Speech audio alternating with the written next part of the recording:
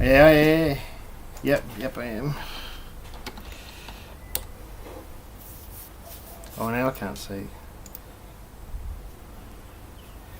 G'day. Oh, yeah, cool. This one's working too, so I can see both chats there. That is awesome. That didn't work last time. Things are working. Oops, with my mic too loud. I turned it right up, and now I'm thinking I probably don't need it that high. Alright, I'm not brewing beer. I am mashing in a minute. I'll get that started now. I am doing a mash. Yeah, I'm streaming tonight. I'm just bored, and I need to do a mash for distilling. So it's virtually the same thing. I'm just not adding hops,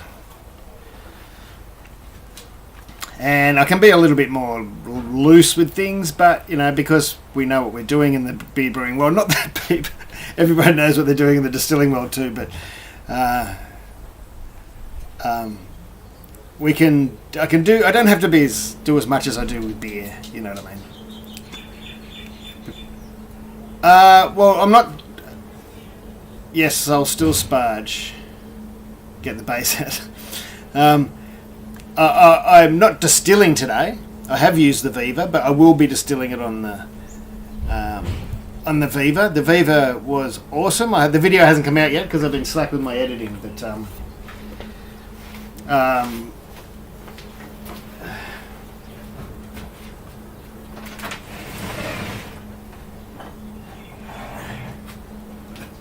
There's a bottle of rum, and there's some, well, that's about 75% or something that I haven't watered down yet, and yeah. The Viva worked really, really well. It surprised the hell out of me.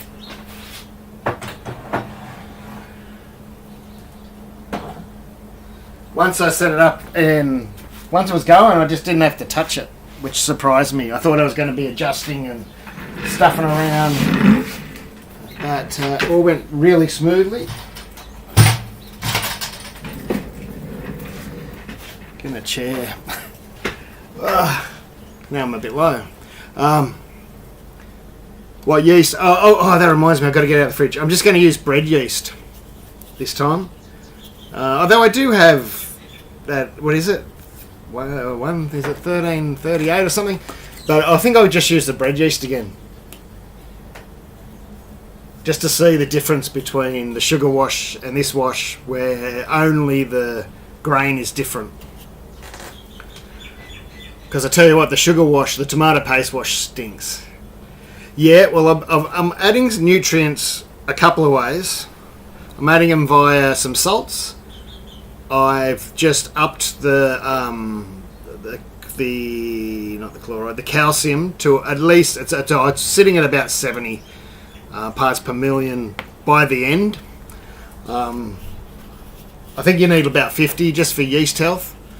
And I've added some. I've basically gone very basic, but it's 6 grams of Epsom salts. It's 666. 6 grams of gypsum and 6 grams of calcium chloride. So calcium sulfite, calcium chloride, and Epsom salts. Just to add, there's a bit of magnesium there for the yeast. But I'll still add some yeast nutrient, just beer yeast nutrient at the end. I do have DAP, but I don't think I'm going to need it. And basically all I'm doing is, I wasn't going to sparge and that, but I'm going to. So 22 litres mash, 4 kilo of grain. That's probably only going to get me to, I don't know, 4% or something like that. And then I'll add a kilo or two of sugar. The wash, I'm aiming for somewhere between 1060 and 1070. I'm not going huge. 1065 I'd be happy with. I'm not going too huge. I don't want to stress things out, and I'm just playing. I'm only using, as I said, bread yeast, and the bread yeast. Well, I fermented my sugar wash down to 990, but of course. Probably, I don't know how much it'll ferment this down to. It's hard to guess. I haven't done one before, so done a few sugar washes in the past, but not this. I've just sort of made it up. AFL, is that on now? debating it.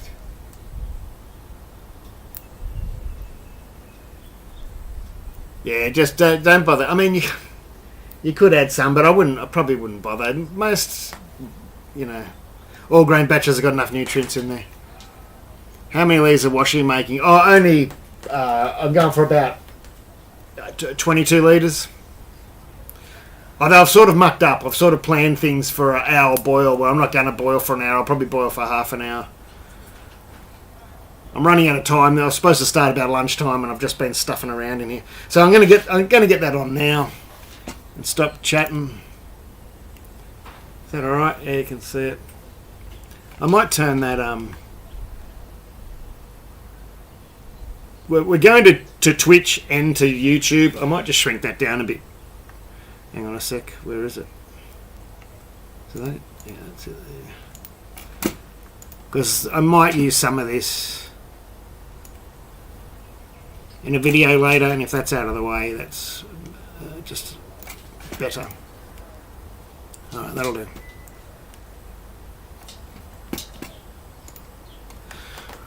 Alright. What was I doing? I've got to get the water out. I have heated up too much water. I will sparge, but as I said, I'm not being too, I'm not too worried about it.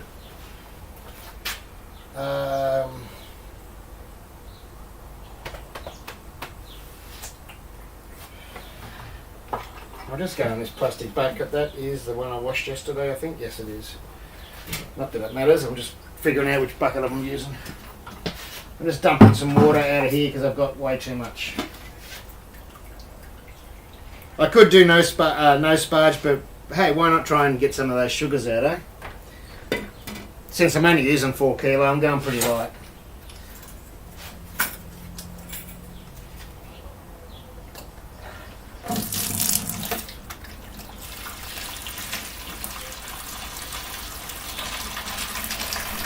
Yeah, so I'm starting with 22 litres for the mash. 4 kilo of Voyager Atlas, which is like a Pilsner malt. 6 grams of Epsom, 6 grams of calcium chloride, 6 grams of gypsum. And I've put a little bit of sodium metabisulfite in this to get rid of the chlorine and chloramine too.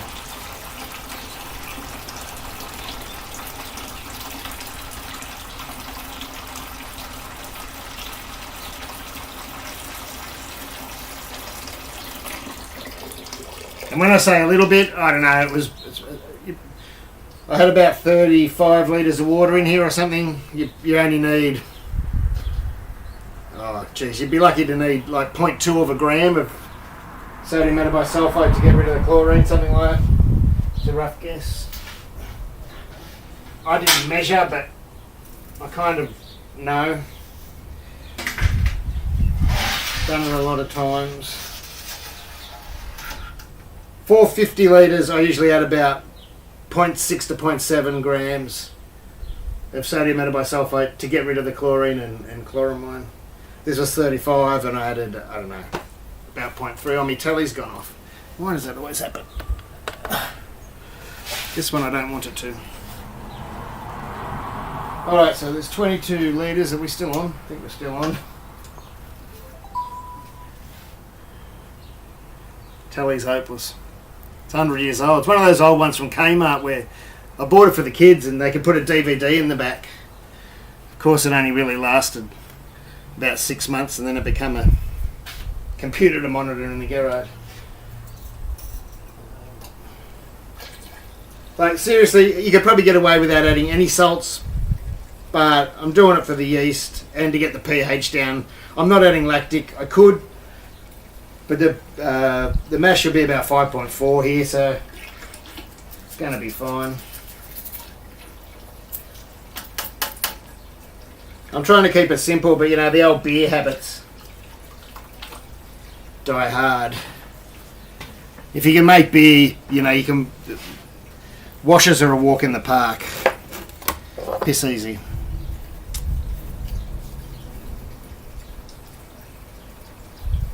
$4 kilo of Voyager Atlas. Did I answer that before? Probably.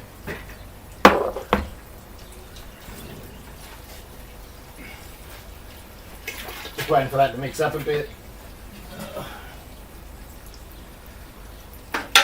The mash, I'm just going to go really low with the mash. I'm mashing in at about 69. So by the time I mash in, it'll be about 65.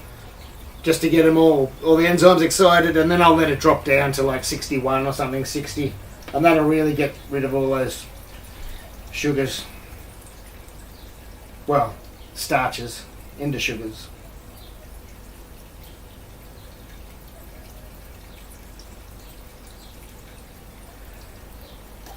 Alright, that'll do.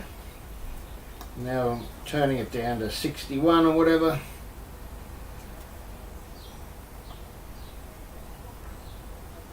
Nice and low. I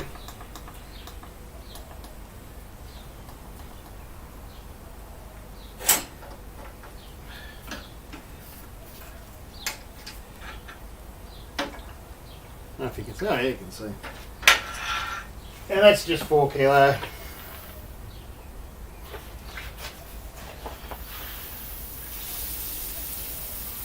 My grain mill's set to, well, it's set to the grain, but it's about 1.35 millimeters. Is about what I measure it at. You could go a little coarser if you're having troubles, but I don't know if you can see there, like there's heaps of hole. Probably can't focus there, I don't know. There's heaps of, the grains are all cracked, but they're mostly whole. They're all in, you know, one piece. And that's all you need.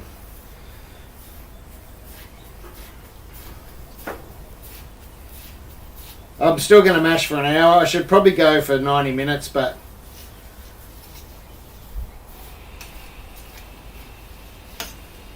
I think there's only 4 kilo. If you really wanted to get the maximum, you'd probably go for 90.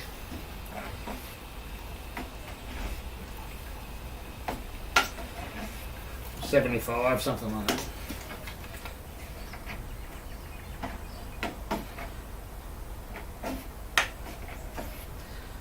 Well, seriously, for most people that are distilling, they probably wouldn't even turn a pump on, or, you know, they'd just be doing this in a bucket. But we've got the power, haven't we? We can do it. So why not?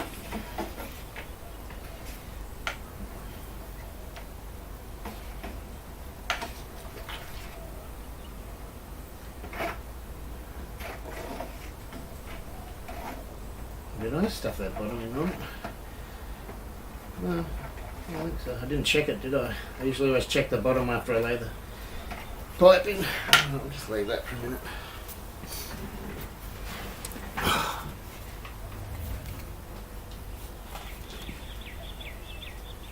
It's not beer. It's not beer, Jason.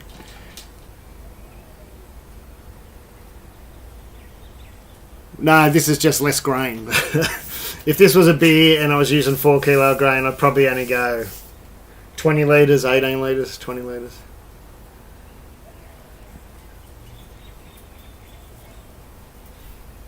But I'm not too worried. I'm not worried about this. It's for distilling if you didn't hear, Jace. I need a drink of water. It's not beer time yet for me.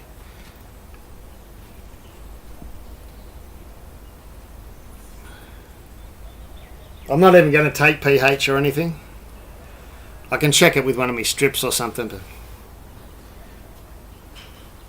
I'm pretty confident with our water and the grain. Like if I did, you know, I've made it so I am adding sugar. I know I have to add sugar, but that's okay. I was going to do it all grain there, so I don't want to waste all me grain just for something I'm going to distill, you know. Save me grain for the beer. But, you know, 4 kilos is a fair amount. It's still got to make a difference to just a one that's all sugar, isn't it? And at least this won't stink as much as the tomato paste wash. If you ever do a tomato paste wash, don't ferment it in your house. It's worse than any lager yeast you've ever smelt. Where's the camphor here? Is that the one we're using? Yeah, that one.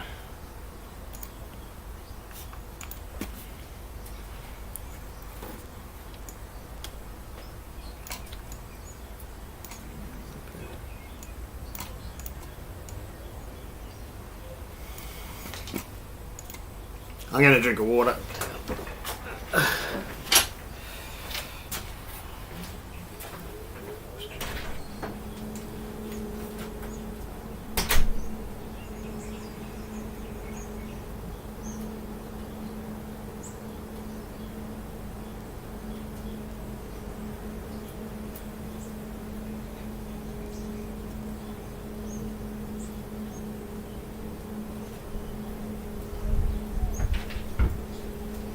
Dad, I'm telling jokes about Mum.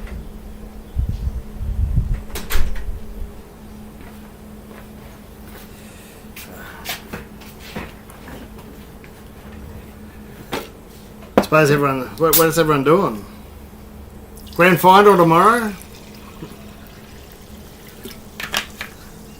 Got to go for the Panthers, I guess.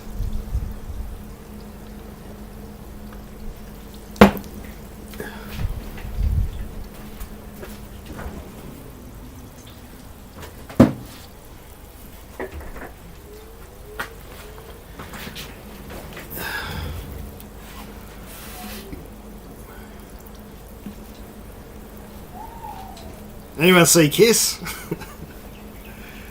Go Penrith, yeah. Gonna have to. You can't go for Brisbane.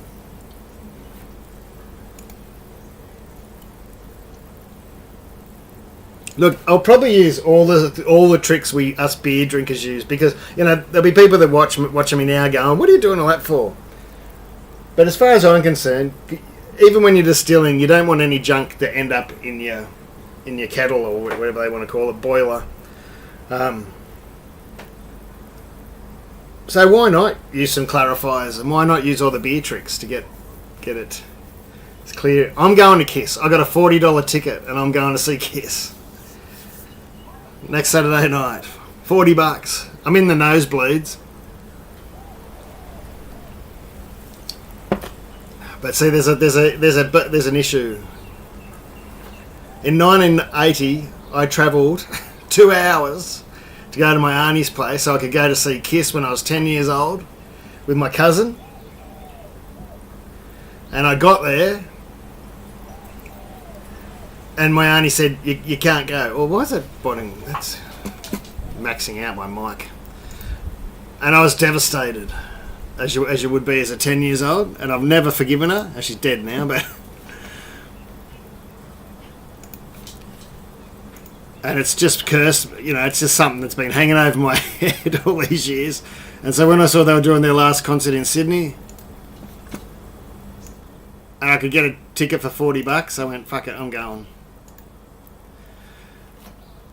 And closing that loop that's been annoying me my whole life. Christians, well, they were Catholics.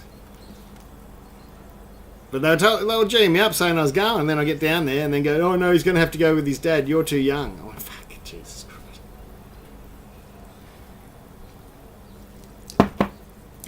Christ. That turned me to alcohol and drugs and rock and roll and loose women. Oh no, I think my daughter's listening. Oh no, I hope she isn't.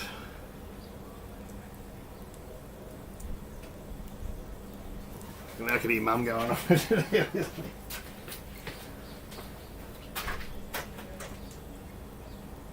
I didn't hear that one, that's alright. No, I don't think they heard that one. Because just before I come out, I just went to get a drink of water, and my daughter goes, can I watch? And I went, oh, you bore you to tears, but you can if you want. And then I just went, oh shit.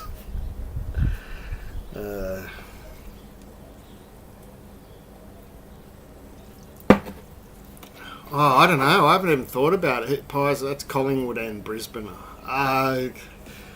Collingwood then, I guess. You can't go for Brisbane. As a New South Welshman, you can't go for Queensland. So that's just the... So you have to go for Collingwood. But I wouldn't have. Is it started yet? I wouldn't even know.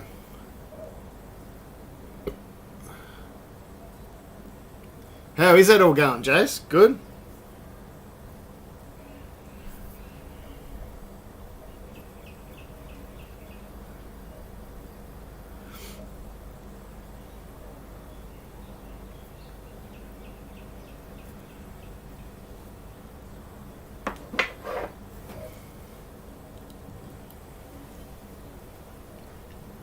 Anyway, we'll stick the pump on for a while, eh? I'm not even going to shut it for this one. I don't care if we lose temp. The lower the better, as long as it's staying in that 60s. And I've got it switched on to 61, so...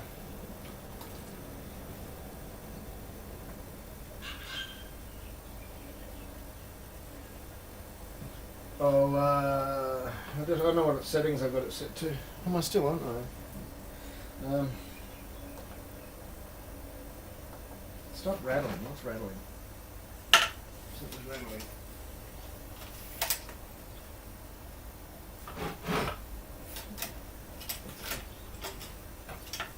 What that is, it's rattling.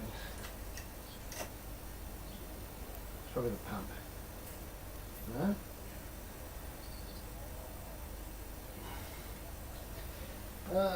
I'll turn down the hysteresis. It's on 2. Oh, it doesn't really matter though for this sort of beer, but I'll put it down to 1. A little lower.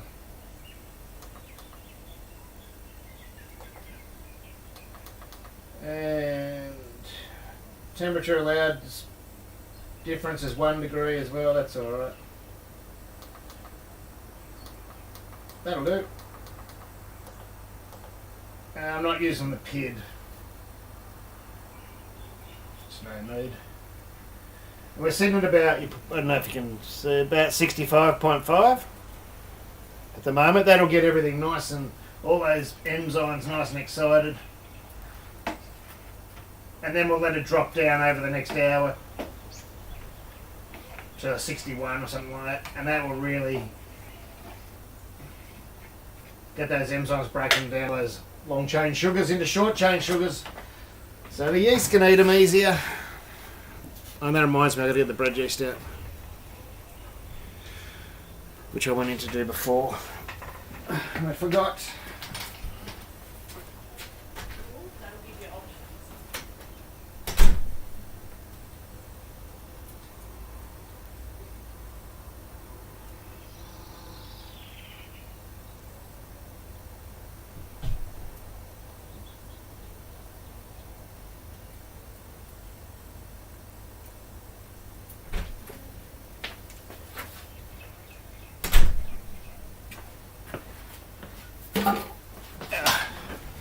Just using the old, where are we? Why am I in trouble so much? Oh, because I've got to click up there. Now down here again. The old low-end yeast or whatever it is. That'll do. I don't know, about 70 grams. Something like that, 70, 80 grams. Should be plenty. And I'll just do it in the all-rounder. It's about the only thing I use it for these days, all-rounder. In the all-rounder there, that oh, you can't see it anyway. Let's fix this up a bit. Can this chair go up? I'm on the ground, virtually. The hydraulics have gone in this chair. Shocking.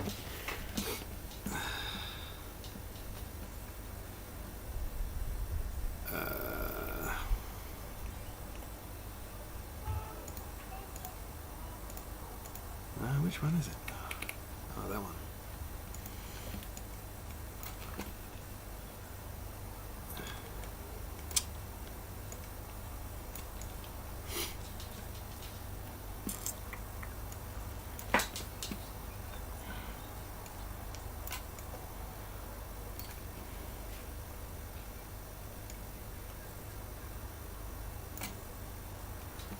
Okay.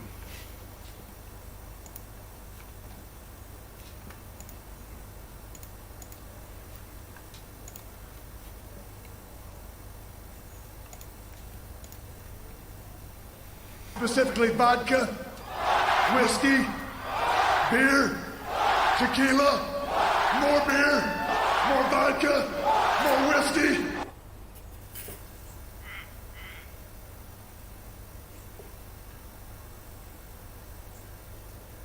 Very light. That is annoying the shit out of me, whatever's rattling. Doesn't usually happen. Oh, there we go. Whatever I did fixed it. That wasn't the one I wanted. What was the one I wanted? That's this one. What I want you to do right now is go grab a beer out of that fridge. I think I've got things working out in the garage for once. Amazing.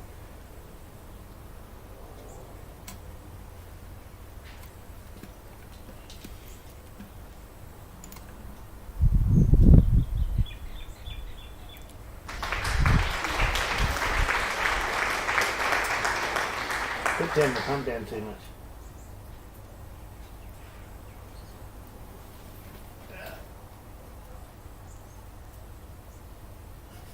Jeez, it's very light. I suppose 84 kilo and 22 litres of water. Oh, cheers. I didn't see that message. Where'd they go? Oh, I'm on the wrong screen. That's why I'm not seeing the YouTube ones. Hang on. There we go. Thanks, Roaston.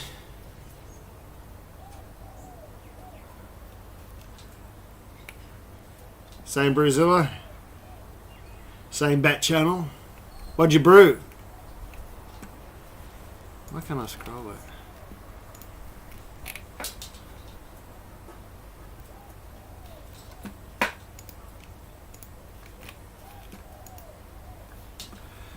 Being painful.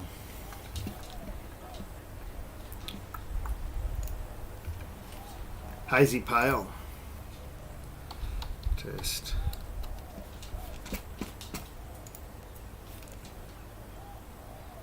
We've got 6 months of chemo, cancer treated, but I never go. Oh, what is going on? The messages are jumping all over the place. With some rye. Oh, that's why I can't scroll, because it's text is going the other way. I was trying to scroll.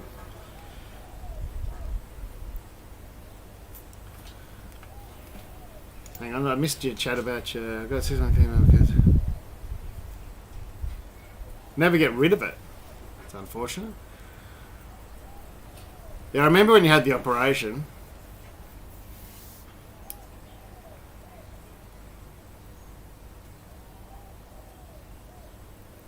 Oh, good, good.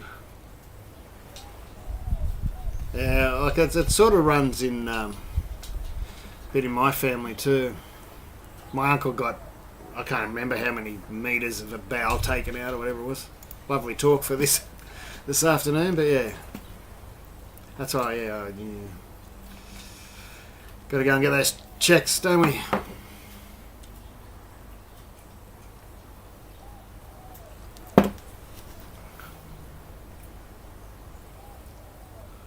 Well, all I can do is wish you the best, mate.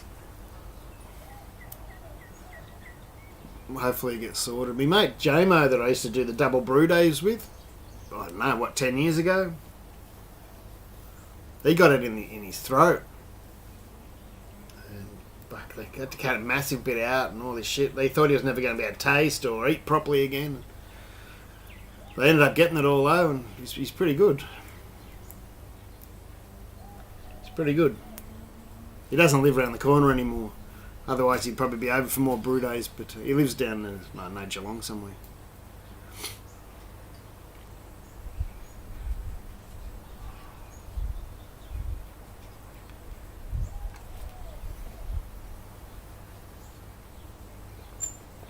What hops did you use, Roasting? This is like water. Seriously, I know you can't probably see. It's like water. Yeah, it's Voyager Atlas. Oh, really? Fucking hell, eh? Going through the wars, mate.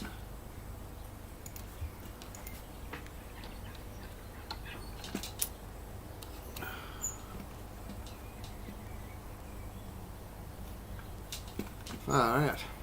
Not good, brother. Is it this one? Copy.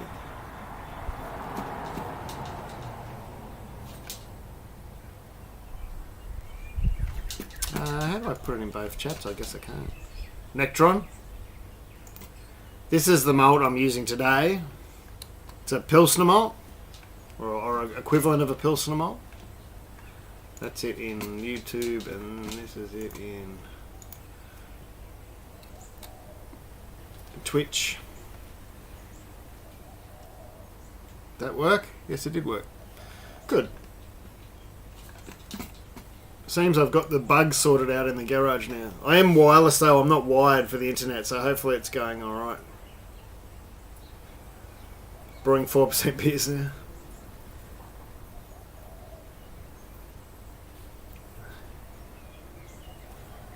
Gladfield's is good malt. So is this, but this was, the reason I haven't bought this earlier was one, it was hard to get, and I did approach them a while back, but they weren't doing it for home brewers. That was a few years ago now. And then when they could get it, when I could get it, I thought, oh, it's going to be expensive, you know, these boutique malts, you know, small batch, you know, exactly which field it comes from and all that sort of thing. I thought it's going to be way too expensive, and I checked it. I think, I don't know, you can click that link I just posted. I guess I could too. Find out. But it was cheap as. Like 57 bucks a bag. You can't get any cheaper than that. So that has ended up being cheaper than Gladfield's. I guess, well, Gladfield's is imported, isn't it?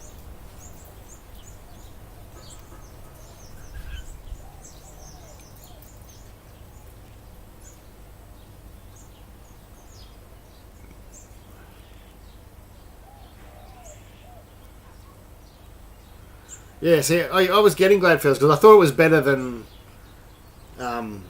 you know, Joe White.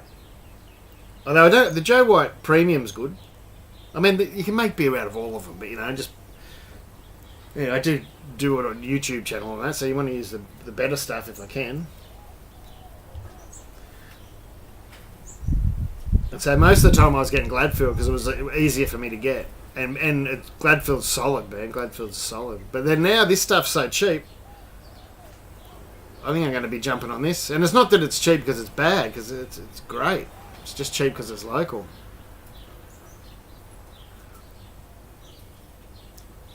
You know, it's 56, 57 bucks. If it's that price in New Zealand and we had to import it, yeah, it would, you know, it'd be the same. It'd probably go up to 70 or 80. Hang on, this one here.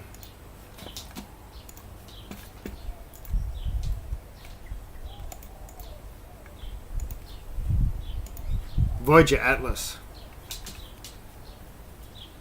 That's their Pilsner one, and they got it. You know, they got all sorts. But you're just wondering, it doesn't. Yeah, they call it Atlas. And you get a little. It's probably here somewhere.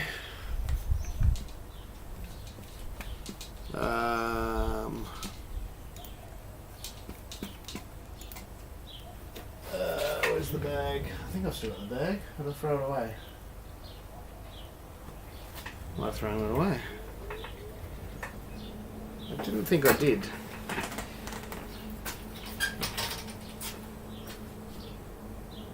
But I must have.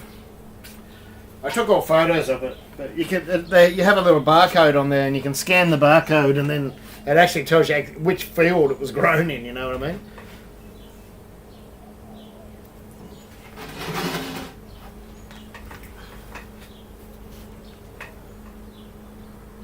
I said no to it now, it won't alert you. G'day, Mike. Why do you have to announce every time you sub to somebody?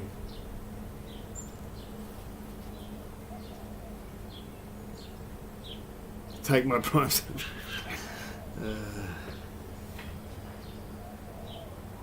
I don't even know. Have I got the alerts set up in here? I don't know. I know they work in the garage, in my bedroom. I don't know if they work here. Good, mate. How are you? I haven't seen you for ages. Have I? I don't know. Maybe I have. Maybe I usually see you on Friday nights, and I've had a few. Saturday nights, I've had a few beers by that stage.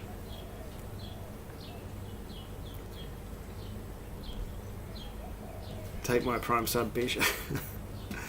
Thank you. Thank you. Yeah, if you're getting ads and you are watching... Oh, I'm still yelling in that mic. If you're getting ads and you are watching on Twitch, you can subscribe to the channel using Prime, your Prime subscription. If you've got a Prime subscription and you're using the same email for your Twitch account and your Prime subscription, you get a free one a month and you can sub to the channel. Then you won't get ads. I'm brewing. What is that? Might keep maxing out. I'm brewing a mash for distilling, so it's not a beer. It's not a beer. I'm just getting some sugars out of some grain.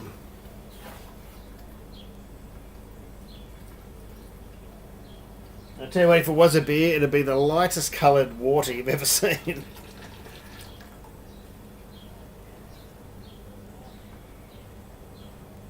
Yeah, I remember you did drop in 3 or 4 weeks. Yeah, you did.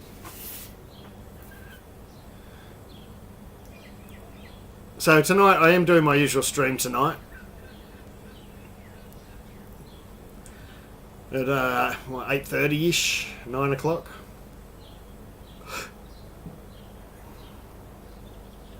And for those watching overseas, just in case you do come to my stream next week, our daylight savings kicks in tonight, is it, or something? So next week we'll be at a different time. I'll be an hour later or an hour earlier or something, I don't know. An hour earlier, I think. Is it? I can't work it out. I don't even know if we're pushing clocks forward or backward. I heard the ad on the radio. I guess we're pushing backward. I don't know.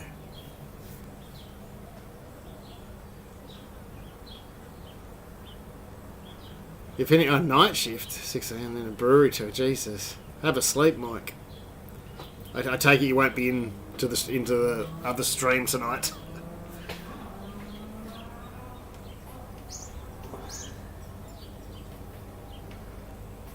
I didn't even look at the time. I suppose I can look at how long we've been streaming for.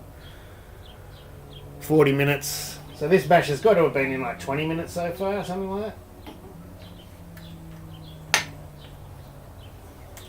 And we're at 63.6 at the moment. 63.7.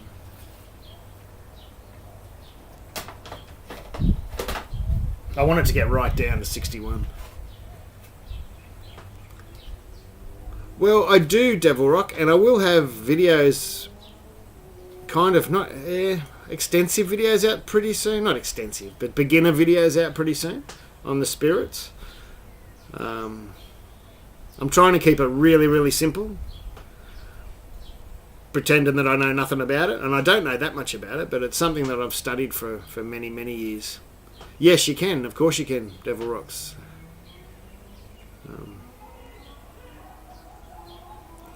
How's the hawkers going, Mike?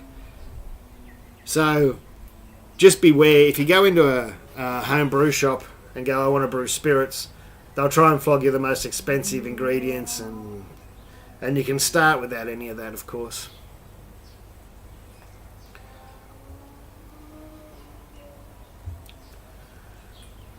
You can start with just some sugar and some tomato paste and some bread yeast.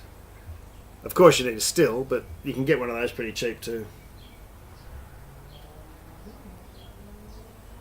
Bush chalk's up to $65 a carton. That's a rort, isn't it? If it's $3.36 now, it will be $4.46. $4.36. Yeah, it is dangerous. Extremely dangerous. I had a 7.8 that my mate brewed. He brought over, like we've been sort of swapping half kegs. And the last one he brought over was 7.8%, far out. You'd just go, I'll just have one when I'm cooking dinner or whatever, and far out. Got to have it after food, not before food.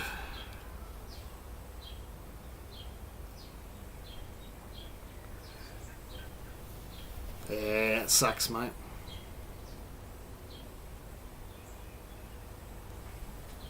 You gonna brew it for the brewery? Why not? What are you gonna call it? Should come up with a cool, funny, like a, I don't know, kind of a tribute or something without being too obvious. Why can't they tax the vegans? The drinking tax is ridiculous.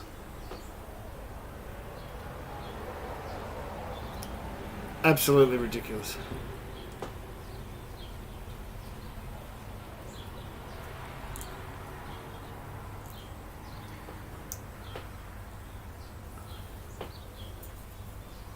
I wonder if I can look at timestamps on the chat.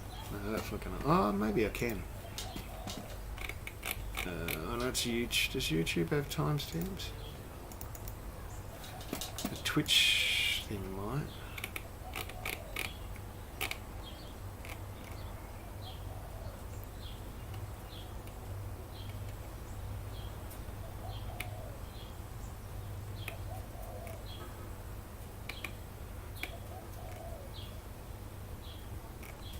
I don't know.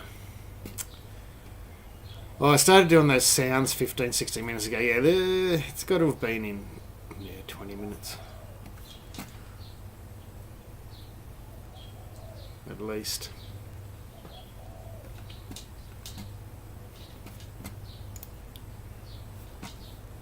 Oh, take it easy, Jace. Look after yourself. In the Doghouse IPA. What are they? Oh, they haven't even got they haven't got really a name, have they? It's just Hawker's IPA or whatever. West Coast IPA or IPA. Which one? I can't remember which one is it. Is it the West Coast or the IPA? West Coast, I think.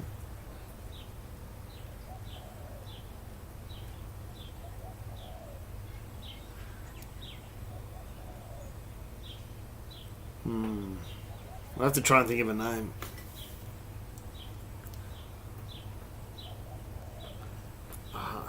This computer screen's in between where I can't see it with glasses and can't see it without glasses. It's a bit of a pain.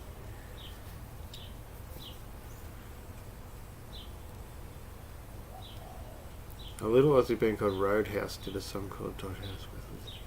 If anyone's wondering what the recipe that Forgotten M43 is talking about, that's Mike from New Zealand. He owns a brewery over there, Forgotten 43 Brewery. If you can go and visit it. Or order beers from him or something. But he's talking about the recipe I did for the Hawker's West Coast IPA. That's one of my brewery series videos. Mike was over in Australia a few months back, and I met up with him, and we had one at Y&J's, and he loved it, and so I said, well, I got the recipe.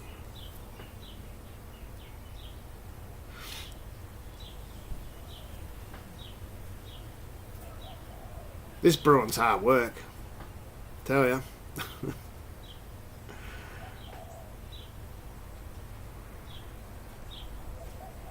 That's the trouble. If I have a beer now, I'll be asleep tonight. I won't be able to do my stream, so I'll wait till tonight.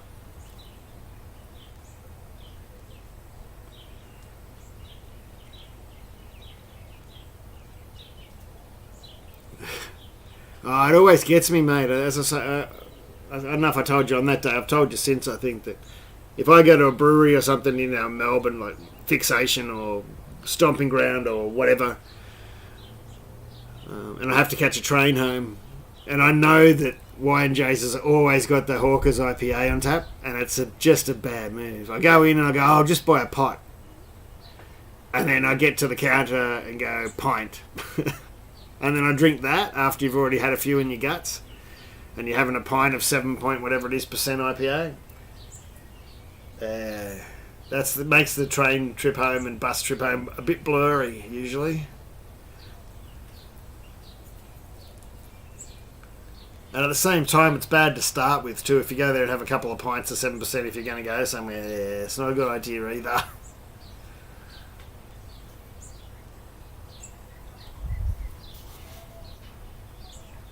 I need to get a tattoo on my forehead that just says, if I say pint, I mean pot. MIDI.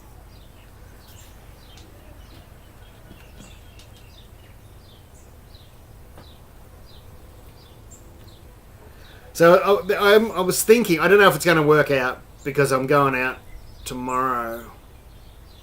I'm going out tomorrow for lunch with the family for my birthday, but it's not my birthday tomorrow. But Monday's a public holiday in New South Wales, and I was thinking of doing a live brew day, but it's been the kind of I don't know.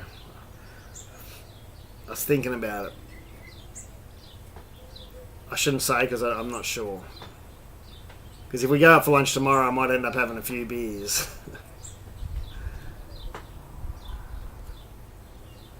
And I won't feel like brewing on the Monday. But, never say never. I need to get another batch in, so...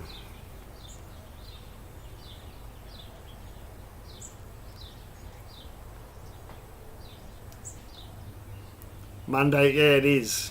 How did you know that? 52, 53.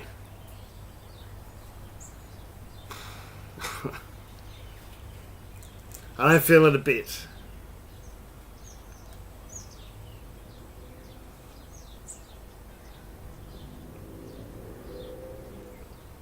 Sure. Hi Gavin, I just saw you online. I wanted to thank you for all your brewing videos. I restarted brewing after a 35-year break. Did your cubes extra copy and up here, and it was a... Oh man, that's a that an IPA one's not an easy recipe either. It's if you can pull something like that off, you're laughing. And brew anything. Thank you very much.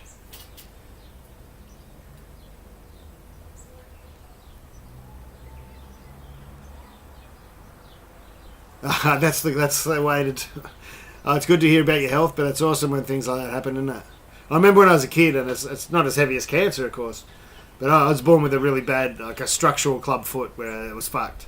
And so they had to, back in those days, they had to wait till you were 1 before they could do their first operation, and then they had to do several others, I don't know. And, I don't remember much about that. I remember a nurse trying to stuff a towel down my neck, but I'm not talking about that. I'll start going into post-traumatic stress disorder in a minute.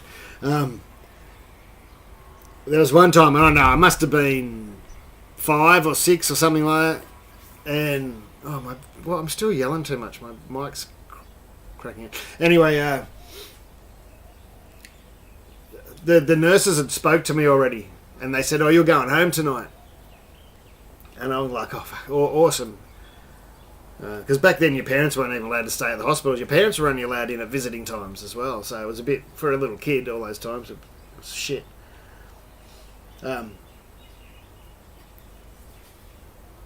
yeah, when I see my mum and dad come in, and they had a thing of Lego, and it was space Lego, like they were new at the time. Space Lego. And I went, "Oh, that looks awesome." And I said, and I think, "Oh no, if I tell them they bought it for me to have in hospital for something to do. When if I tell them I'm going home, they won't give it to me." So I didn't tell them I was going home. Sat there, opened it, went, "Oh, this will be awesome." And then after I'd opened it and started playing with it, then I told them I'm going home, that we could go home that day. Yeah, but your story's better.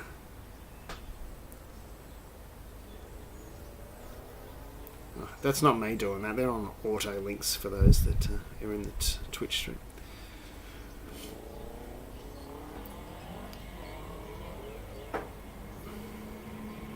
Is that 1 day or 7 day? It must be 1 day because it's not plural. That's a bonus.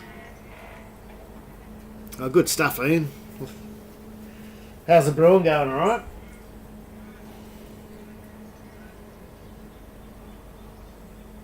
This still looks really pale. I'll see if I can... where's a plastic cup or something? All my heat-proof glasses are all full of spirits from my last distill. I have to buy some more glasses.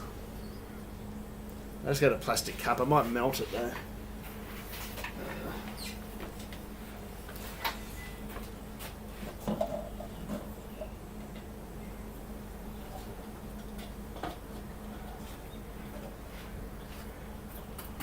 I was looking for one of these plastic cups before. I couldn't find it.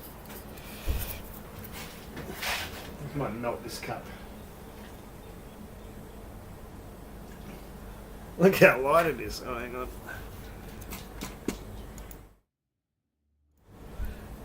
It is light.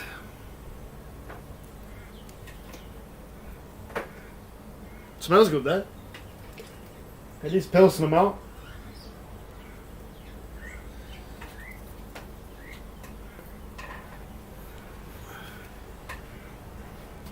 Oh, cheers, Andy.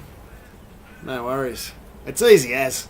The people that carry on about, yeah, you might have troubles recircing sometimes and getting the hang of that, but you can mash in a bucket. The mash bit's the really, really easy bit, The ferment bit's the hard bit, and even then, that's not really hard, as long as you've got temperature control. The mashing is I always say, and I said it a million times, you can mash in a shoe if it's insulated. Look, Mike, so they say it does. I was going to add some Munich and I was going to add some oats, but I'd run out of oats. I'd used all my oats.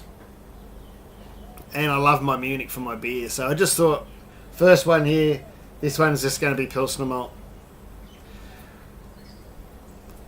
I don't know if I'm going to be able to taste the difference. I reckon the first run, and maybe even second run, if you run it through, you might be able to taste something. But then I don't know, if you're going to run it through 3 or 4 times, I don't think you're going to taste anything.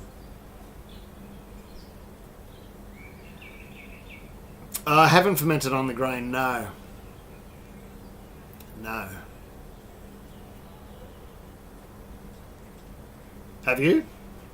Or has anybody?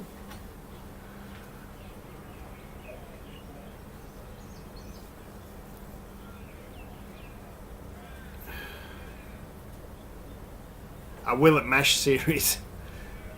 Each episode with a vessel more ridiculous than the last. Well, I should. I've got a few planned that I've had planned for a long time. I was waiting for summer for one of them, because summer makes it easier to keep your temperatures, of course.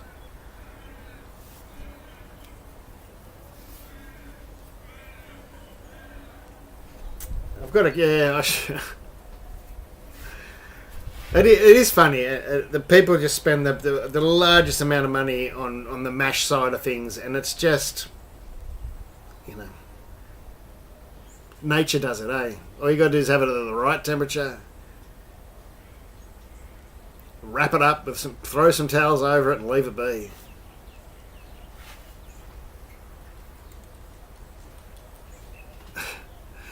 What time is it over there? Oh, it's 10 to 6. Wait till you've had dinner, Mike. Have one after dinner. Have you had dinner yet? Probably not. Better flavour. So what do you do then? You just do the mash and then let it cool down by itself, do you?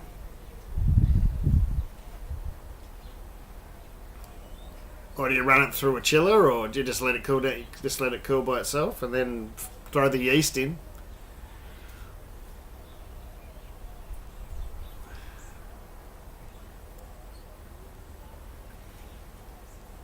It seems like a colossal pain in the ass.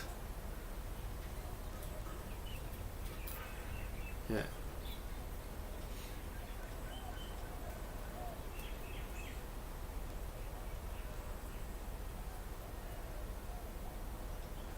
G'day, Andrew.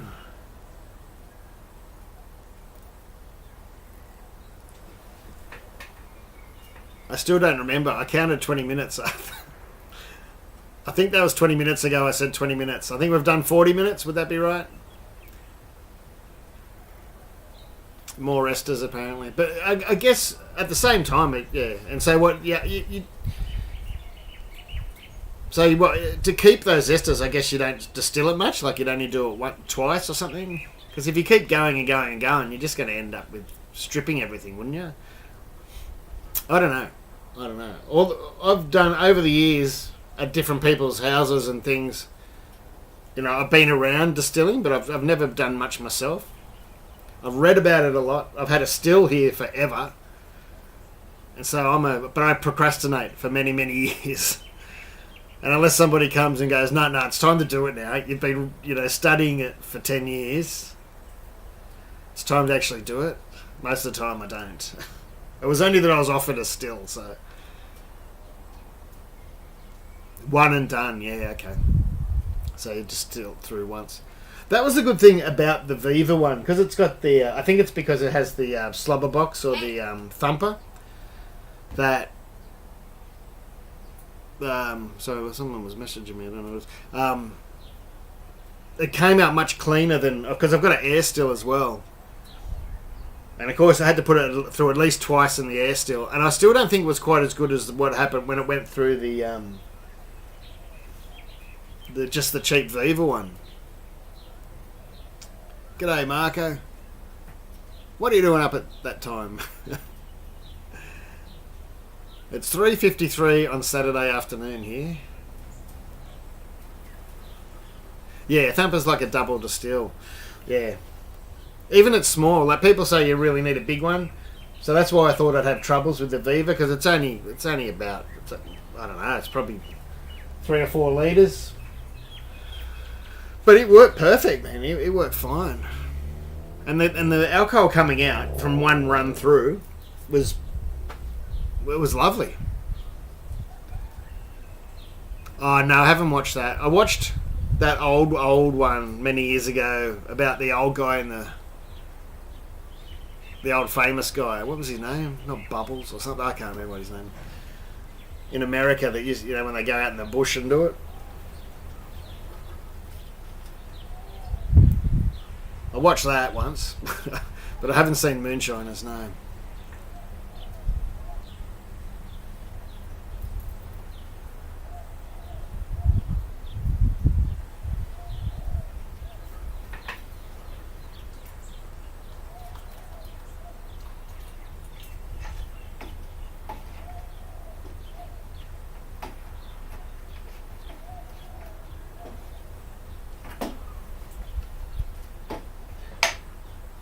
Way too much water in there.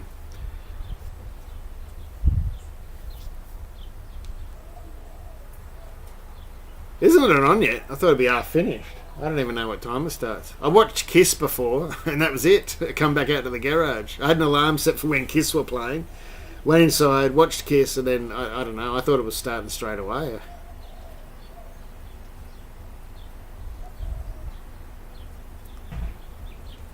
Popcorn Sutton, that's the one. Yeah, that's the show.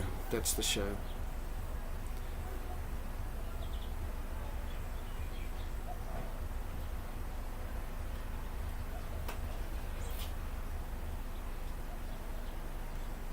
$20 delay in my sound or in the chat? I got a sample of Doma and I make you gave it to me. Urine sample container paper. It's I'm just making a wash or the chat. I'm just making a wash.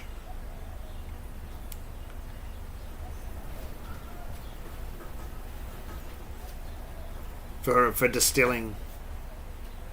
It's just Pilsner malt. I'm going to add some sugar later. I could have used all malt, but I didn't.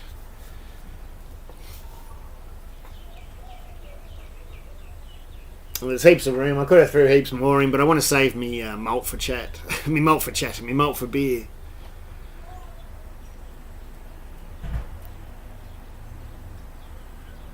Spelling is already drunk. So, a sample of some rum. That's what you mean. So I am mashing, but I'm doing it sort of more like a beer person would do it, if that makes sense. A little bit more care than probably a distiller would do it, and a little bit less care than I would put into beer. It's in the middle there somewhere. I've salted it kind of like a beer because I just wanted to put some stuff in for the yeast and to sort out my pH. Again, in Australia, in here, I probably don't even really had to do any of that, and it still would have mashed. But I'm looking after the yeast as well. A bit later down the track, I'll still add yeast nutrient anyway in the boil. But I just think, if you do everything, you put that little bit of care into things, then they often turn out better.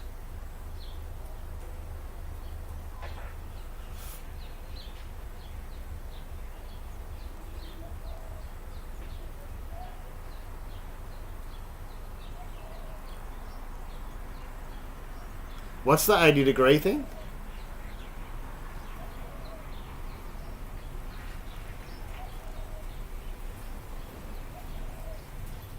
Hello.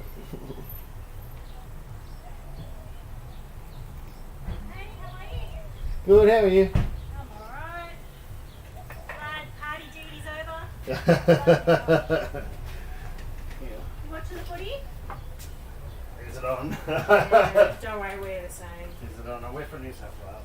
Oh, yeah, Cal said yesterday you guys are in your hours.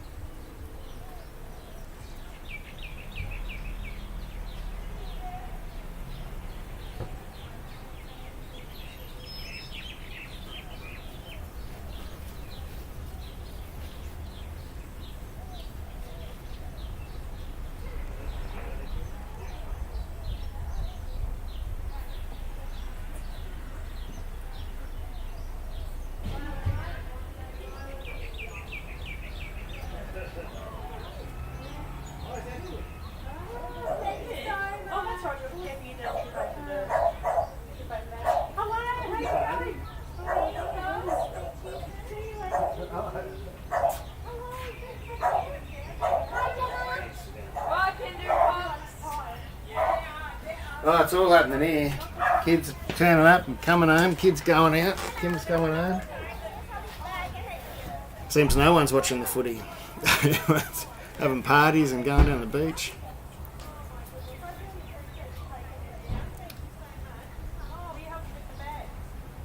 Oh, that's what you mean, 80 degrees to... Oh, yeah. I'm going to boil it.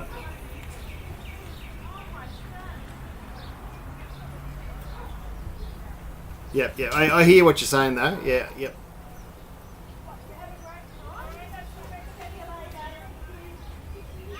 But, old school. I can't help myself. I'm not going to mess around, though. A half-hour boil will do. I wouldn't boil a beer for half hour, but I'll boil the mash for the wash or whatever you call it. For distilling for half hour, that'll do. Yeah, fine. I bet you it's hot. You can hear my wife. No, there was that's one kid was coming home and one kid was going. My other sister's friend was going home at the same time. It all happened at once.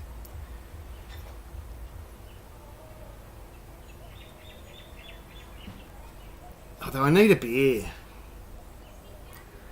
I might have one small one. Famous last words.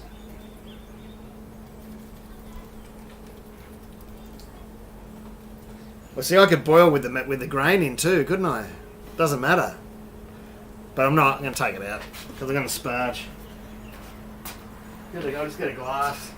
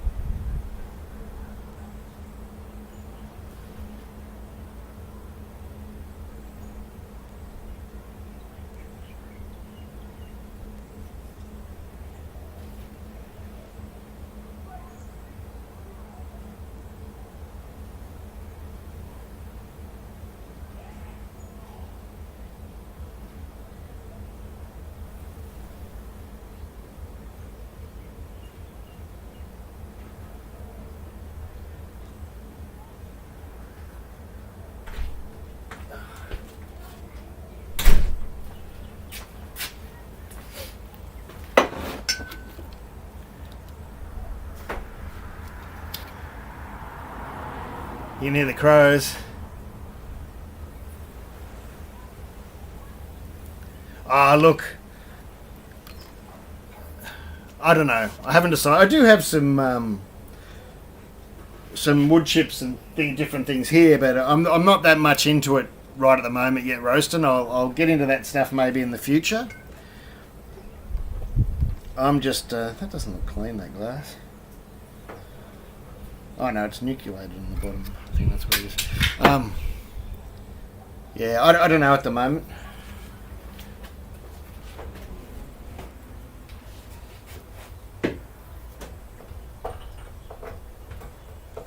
I definitely don't have a barrel, and probably can't afford one, so.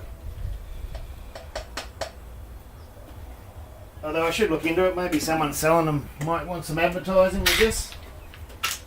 Some.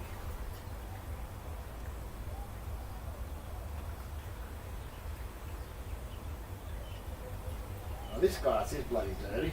Kids must have it. Oh, it smells awesome.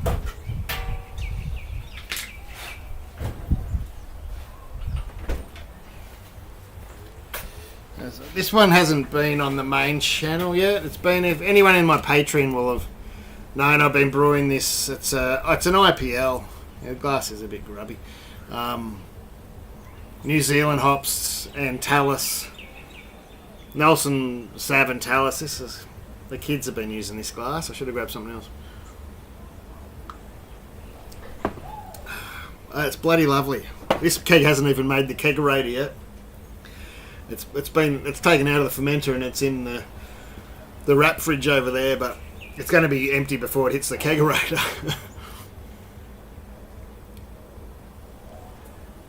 Yeah, yeah. I can use them in the brewery for sanitizing and all that sort of thing.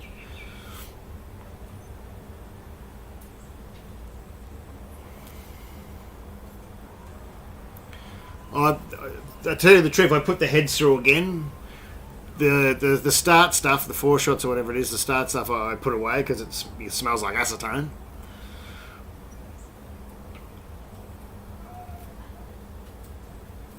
And the heads I put back through. Like the last batch I did, I probably did like 19 litres.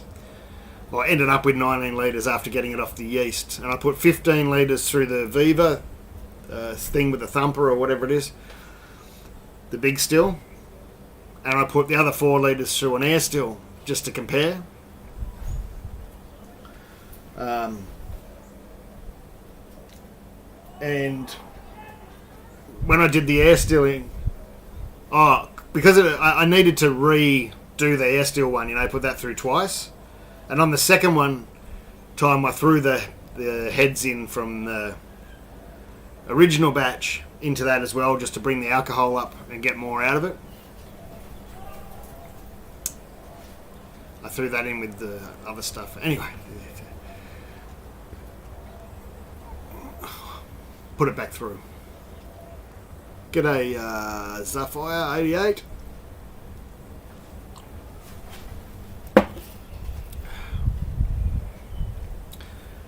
Yeah.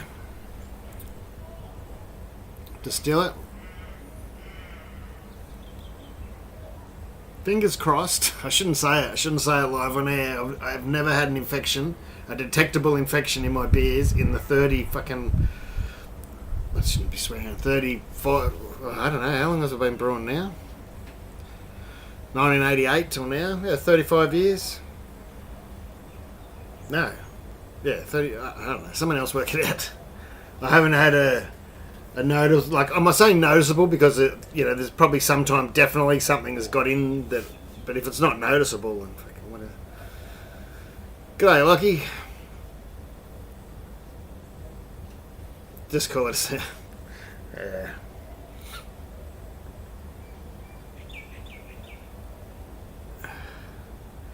I mean, it's bound to happen, but it's. I don't know, it's not even about sanitation, I don't care. People tell beginners it's all about sanitize. It's not sanitizing, it's cleaning. If you clean well, you can nearly even skip the sanitizer. And you probably shouldn't say that to beginners and stuff, but it's all about the effing cleaning. More than the sanitizer, because you can't sanitize a turd. Not with a spray of Star San anyway. Doesn't matter if your tap's full of junk and you run a bit of star sand through it. You know what I mean? That's not going to fix it.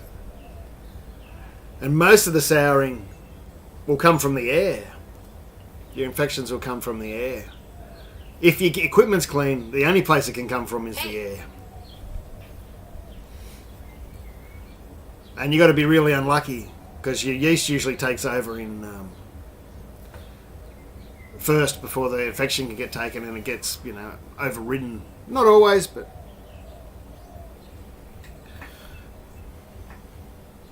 that's on the list to do a whole brew without sanitizer. Because I don't sanitize my kegs a lot of the time when I fill them, and people freak. I go, it's clean, it's stainless. The beer's got alcohol in it, and it's going straight in the fridge. I know the keg is spotless. What the fuck do I need sanitizer for? If I was keeping it outside of the fridge, in somewhere warm, and I don't know, and it was a low alcohol beer, yeah, sanitize.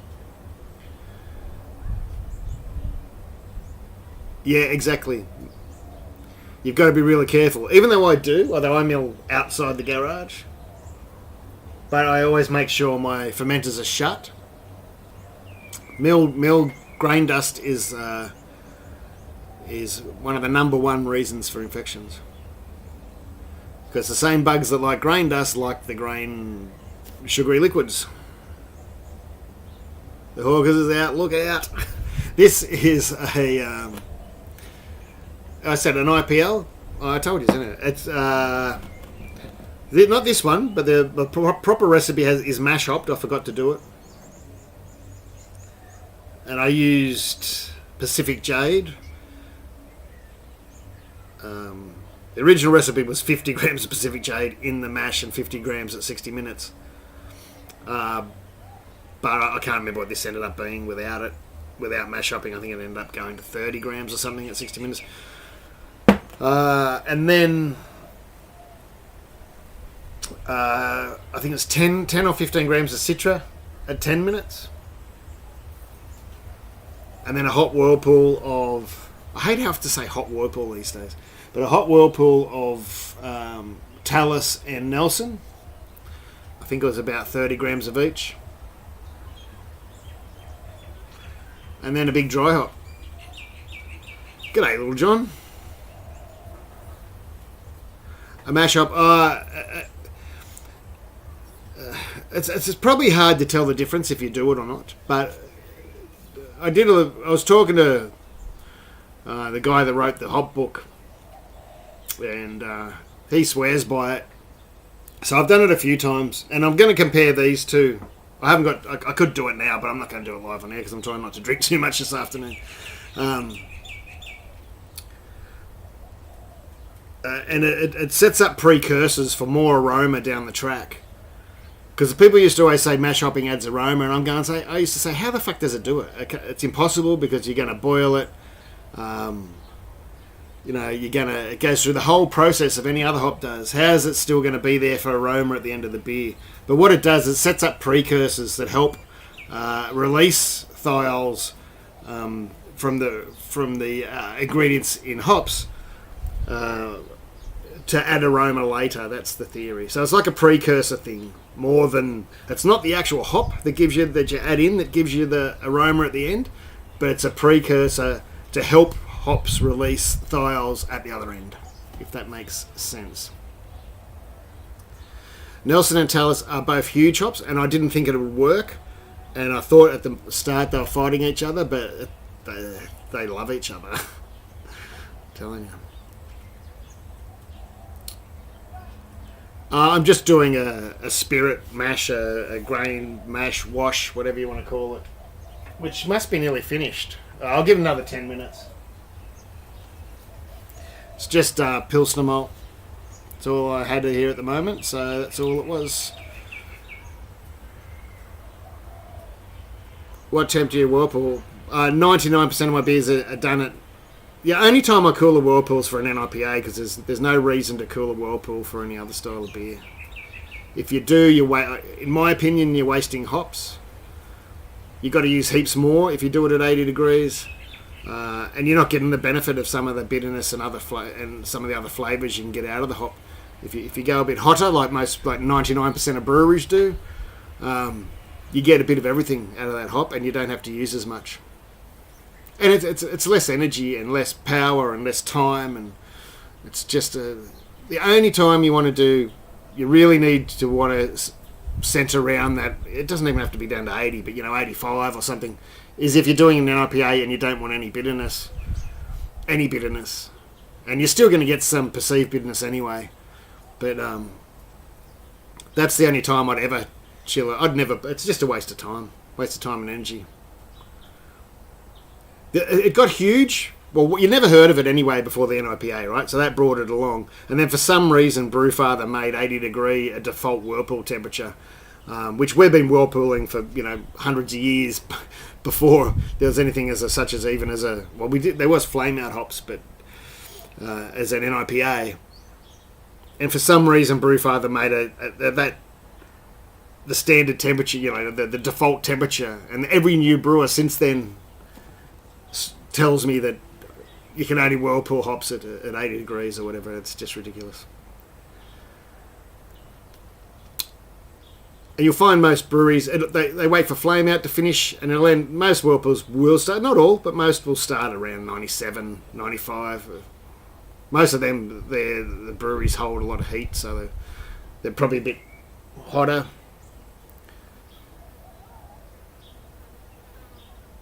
No, not at all.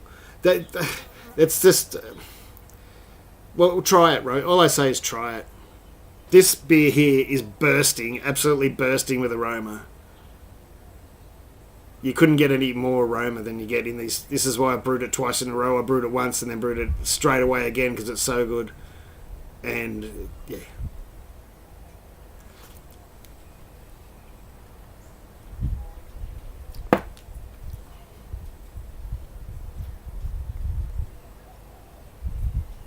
Don't you...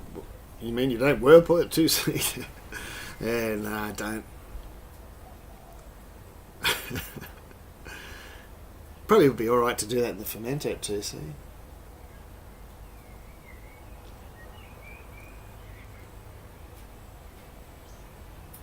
They're just, well, if you go to a brewery roasting and you like a beer, I can guarantee you it's 99.999% of breweries don't ever drop to 80 degrees, right?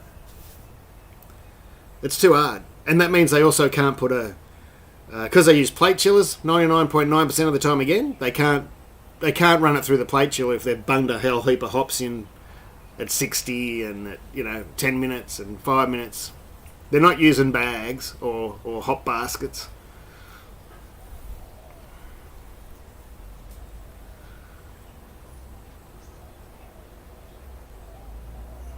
See, Whirlpool started just to centre the tube. That's where Whirlpool came from, right? And we had flame out hops and Whirlpool, and they're the same thing. As you start your Whirlpool, you put your flame out hops first and your Whirlpool, either way. And that's the way it was done for many, many years until the NIPA come along. And somehow Whirlpool has changed to meaning cool down, where it just never did mean that. Just meant to Whirlpool to centre things. Because your tap was always at your side of the vessel, and you Whirlpooled, so everything gets sucked into the middle and you get a tube cone.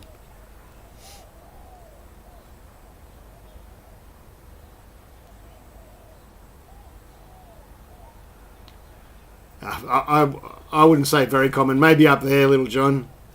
I've never seen it anywhere. 3530C. Yes, I have met Scott Janish, yes. I've never seen it in... Like, I frequent breweries, well, just about every weekend, and I've never heard that mentioned. John, obviously there is. There's not. That's why I always say 99.9 or whatever.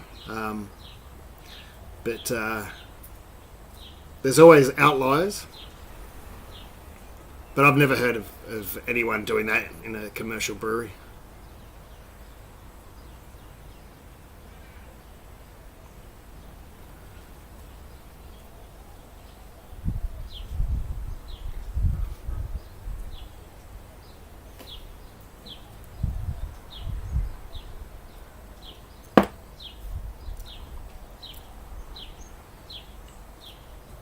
Yeah, I've never.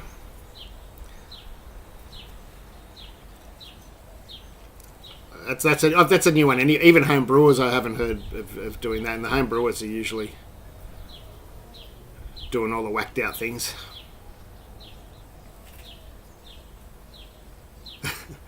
Look, there's nothing wrong. You know, if I am doing an NIPA, I like a little bit of bitterness in mine. I will drop it down, you know, to below 95 or 90, even 90-ish sometimes. But, yeah.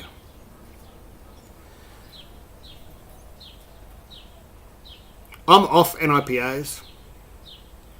Totally off it. Which BrewCon was that, Little John? Because I've seen just about all the talks that have been going around, because the last 12 months they've been doing the same freaking talks. I went to the Bintani trade day, and then I went to one at Fixation, and you get the one about the hops, the one about the yeast, the one about the grain, the one about these grains, the flavour infused grains. They're all been the talks of the town. I'm really off NIPAs. I bought 2 last night. Cost me a fortune. That's why I don't usually buy them anymore. And they were so extremely disappointing that I'm just thinking I'll never buy one again. Unless I'm at a brewery, maybe. I'll try them at a brewery, but I'm just a little bit over them. I don't mind a hazy IPA, but then again, people are calling... Sometimes you go to buy a hazy IPA these days and it looks like an IPA. And I thought the hazy IPAs were sort of, you know, had a bit of a haze from the hops and stuff. They weren't like that, you know, fruit juice or milk looking thing. But it's all sort of crossed over now, so it's really...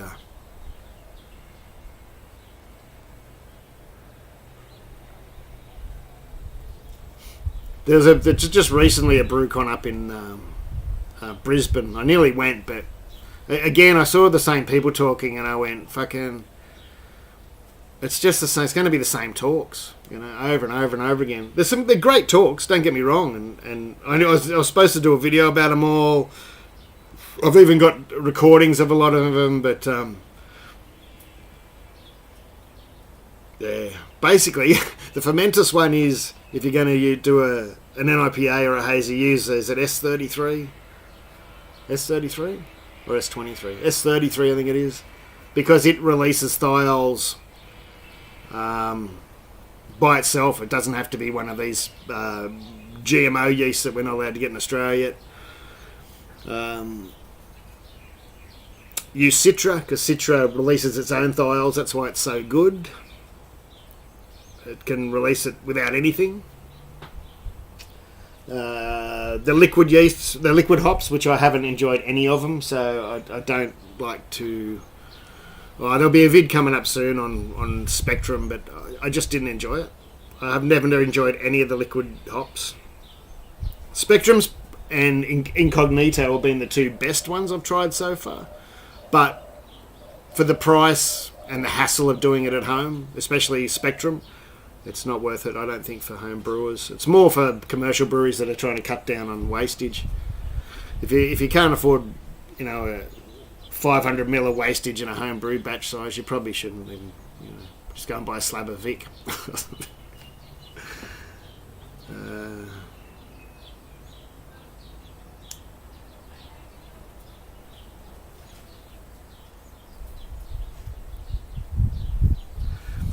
When you say 35 and 36, well, they must be doing it in their bloody fermenter, are they? Because most breweries just aren't designed, even when we're talking about the 80 degree, most breweries aren't designed to chill in their boil kettle. And so unless they let it sit there, I mean, they can run it through their chiller and back, but again, they're plate chillers, right? There's a lot of junk in a boil kettle usually, and they don't want to run that through their plate chiller. That would mean cleaning their plate chiller or opening it all the time, and it's a real hassle to do it. So there's no doubt there's some new breweries that have set up, you know, especially these people that have grown up on the NIPA type thing and all that, and design their breweries in a different way to make it easier to do. But still, it's a massive waste of... To me, it's a massive waste of hops. because you got to use more to get the same goodness out of them, I think, from all my experiments. But it's just the energy and the waste and the time. Because time's fucking money these days. Everyone's going broke.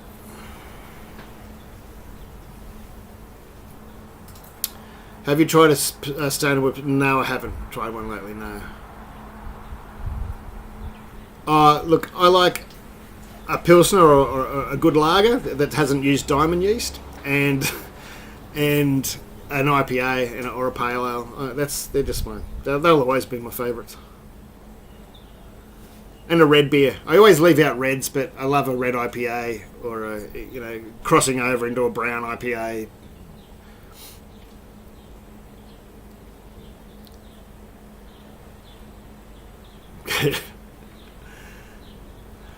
That's it, Mike.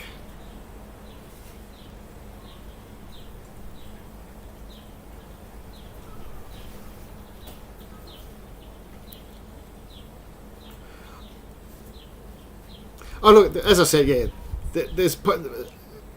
And everyone sets their own brewery up to how they want it, you know what I mean? How they want it to operate. So, as I said, I'm not saying it's 100% Little John at all, but I can just tell you from all my experience of all, and I'm not big known myself. Everyone that follows knows that I'm in a brewery every weekend, and I'm not just in them. I'm usually talking to the brewer, or I've done a few brews with them. I actually don't like it. I asked not to be involved. I always go, do you want to stir? Do you want to put the grain in? Nah. Sometimes I do. Depends how I feel. But most of the time, I don't want to, I don't want to. I'm not there to do that. I'm there to do my thing.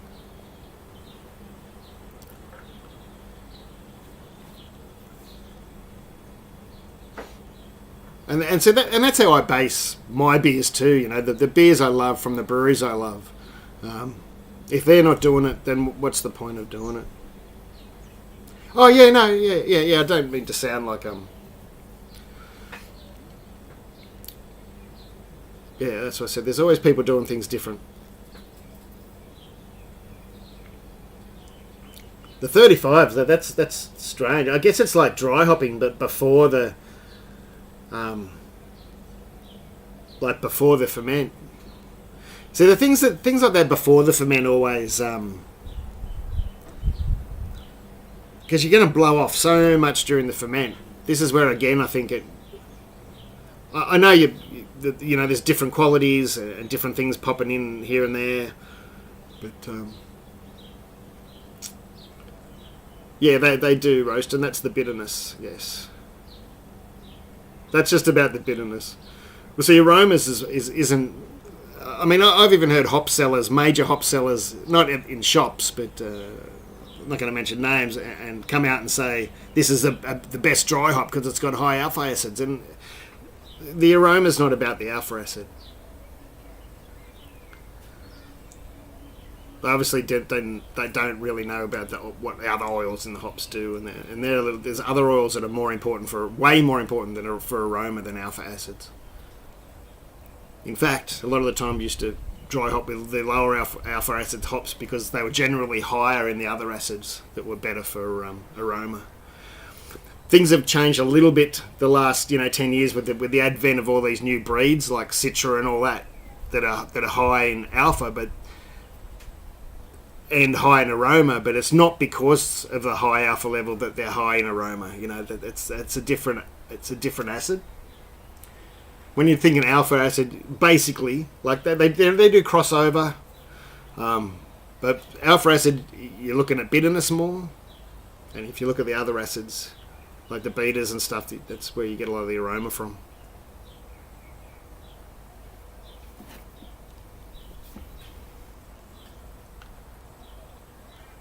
Ever seen the brewers in the cave? Beer from the bottom of the fermenter and run it back to the top of the fermenter to introduce flocked out. Yeah, I don't know why you want to reintroduce flocked out yeast. I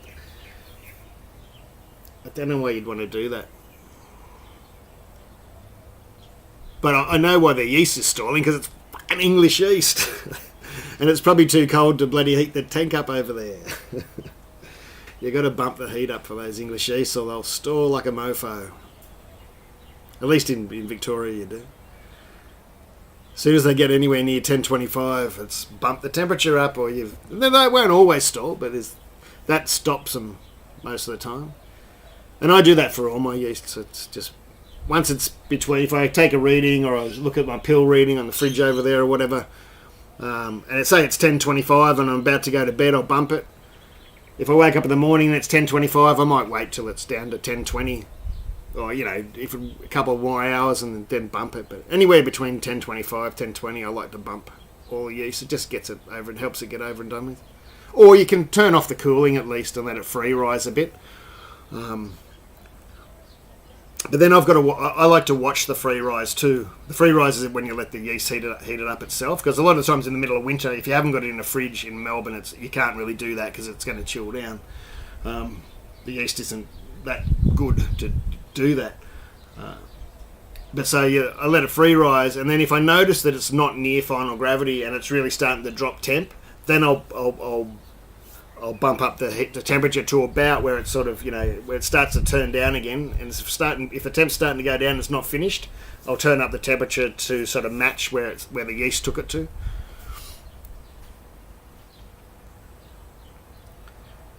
Yeah, flocked out yeast is dead, and I explained this to someone before that said to shake a fermenter, which is another. It's just not good for beer.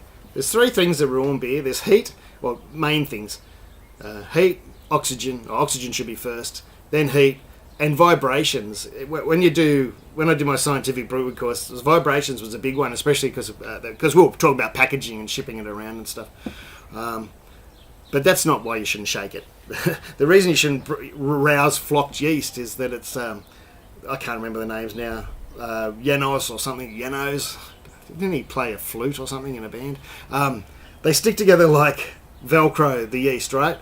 And they don't just fall out one. They've got it's called flocking because they all flock together and they get heavy and they drop out of the solution.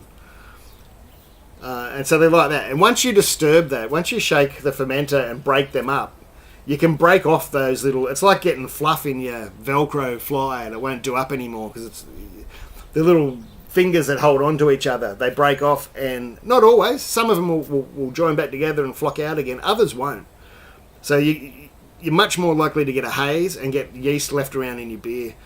And if you're anybody like me, yeast in your beer, one, it makes it not last as well.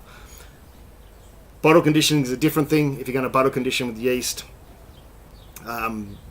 it's better to store a bottle with yeast at room temperature. But if you're talking kegging or canning or anything like that, you don't want yeast anywhere in it because it's bad for your beer. It's detrimental for your beer to have yeast in it. So you try to get rid of all of it you can. Even in your NIPAs, even Scott Janish said he uses biofine in some of his NIPAs. So work that out. You don't want the yeast in there. You don't. There's lazy brewing, and people that say love Coopers say they love the yeast. And yeast doesn't love me. It gives me the runs. To be honest. I do a super chat. Thanks very much, mate. I will, mate. It's my birthday in 2 days. We're going out for lunch tomorrow. I'll have a beer. Thanks, Dave. Thank you very much. Much appreciated. But yeah, so what happens with yeast, as I said, they join together and then they flock out. They don't just go one here. They join together and flocking. That's what flocking is. If you disturb that and break it up, there's every chance they're not going to flock out again. Of course, if you get a crash chill for a week or whatever, it'll hopefully eventually drop out. But that's why I don't like rousing yeast. I'll do a forced ferment first. Take a little sample off. If there's any, try that first. 24 hours, somewhere nice and warm. Give it a shake. Put some oxygen in. Not that oxygen's really probably going to matter at this point. Test that the next day. If it hasn't dropped, grab a little bit of yeast. You probably don't want to use a bread yeast or a yeast that goes down to 0 because it doesn't really... If you can use the same yeast or a USO5, put a little touch on, you need a pellet. Give that a shake. Leave it somewhere else for 24 hours again. Test it. And if the reading's gone down, then you know you can touch your fermenter. If you haven't done that, and you first off just go, I'm going to shake my fermenter, I'm going to stir it up, you're doing more damage than good, because you might not have been able to fix it. And now you've got to wait for your yeast to hopefully drop out again, everything settle out again before you keg or bottle. So I'll probably race through all that then, and people are going, what are you fucking talking about? But yeah.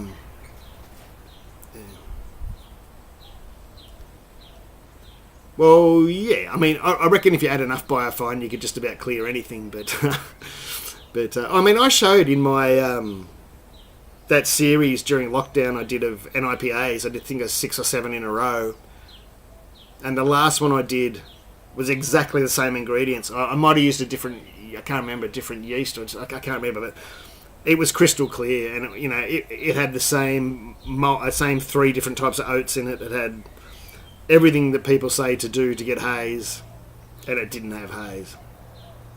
So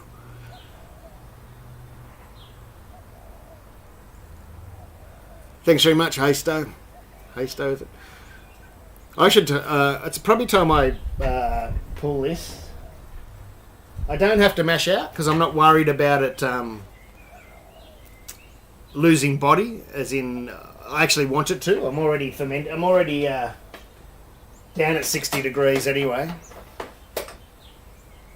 So hopefully all those sugars are all sugars, or starches are all sugars by now, and short chain sugars, so the yeast can eat them. So I don't have to bother mashing out. If I was doing a stout or something I wanted to keep body in, then I'd mash out. I shouldn't have shaken the ferment. But I know that's the first thing people say. Pick it up and shake it, or give it a stir. And you can do it. Sometimes it works, but you're messing up your beer. There's other things you can do. It might take a day or two to test your beer first before you ruin your whole batch. And I don't mean ruin totally, but once you've stirred or shaken that fermenter, you're going to have to leave it another week at least, aren't you? Unless you don't care. Some people just don't care and just want booze to drink, and I totally understand that. That was half of my brewing career. It kind of still is. But I just enjoy the flavour a bit more nowadays. But anyway. This is extremely light wort. Well, there you go. If you want an extremely light Pilsner, use the Voyager Atlas. So let's pull it, and I am going to sparge it. I haven't. I've done it a bit cheaply today. My sparge water's in a bucket. I'm not worried about the temp of this, as long as it's a bit warm. I don't want it to really do it cold. You can, and it won't hurt in this one. But as I said, I'm not worried about mashing out in this. I don't really even have to boil it, as people said before, because I'm only going to distill it anyway. You can just heat it up to kill enzymes, or kill the bacteria off. But I'm going to boil it. Yeah, razor temp's a good thing to try first. Yeah, take it easy, Mike. If I don't see you later, I know you've passed out. It is Saturday night. I do stream on Saturday nights at 8:30, 9 o'clock. Only on Twitch though, not on YouTube, because YouTube doesn't let me play music. Take it easy, Mike. As I said before, Mike owns a brewery in New Zealand, Forgotten 43 Brewery. If you're over there, try his beers. If you want to see one of his recipes, I've done a brewery series video on his red IPA. And it's on my YouTube channel, of course. And it's called, what the hell's it called? Pitch and Shout, Pitch and Shout, red IPA, something like that. Now I've got to find the parts. What am I going to do? Pull the basket.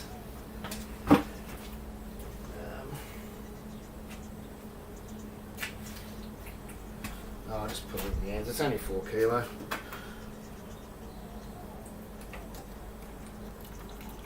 I did it in the 65 the other day. It's too lazy to go and find the bar. Like I am today. I know it's here somewhere. I only had it before, but you don't really need it.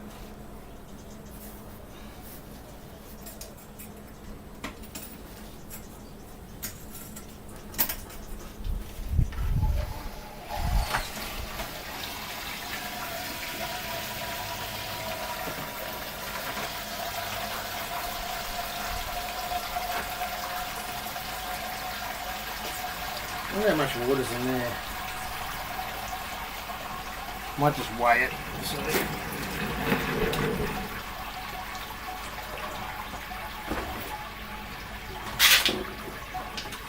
I think that's a new bucket. I haven't. Oh no, I weighed it before. It's about 800 grams.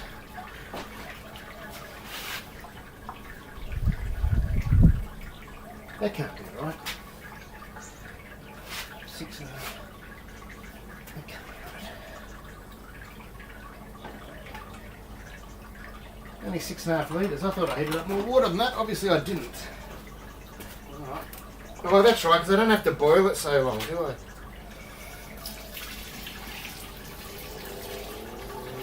So what did I do? 22 litre mash.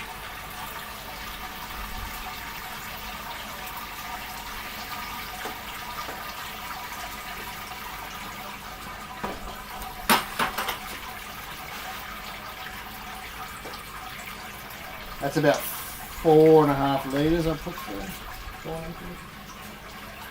There we go.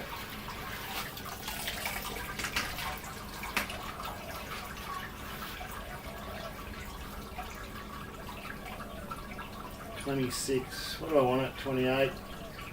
28's usual. But I'll probably only boil off 1.5 litres. So if I can get away with about 28, that's 25. About 26 litres will do me, I reckon. As in volume afterwards. Can't see where we are. Where's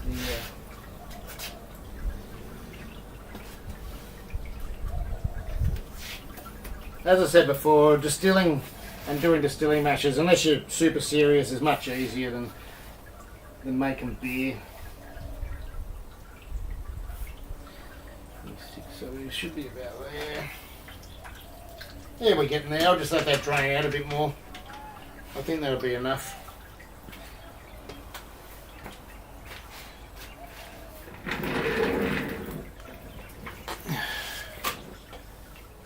Yeah, well, you'd think. I started with 22 litres and then added 4 kilo of grain and then added about 4 litres of water, so... No. What did I add? 22, 26... Yeah, I don't know. Yeah, they used to say 1 kilo to 1 litre, but it doesn't always work that way. It's close though. Might just put the rest through. Maybe I've already done the maths and didn't realise. It's only bloody another litre and 2 litres anyway.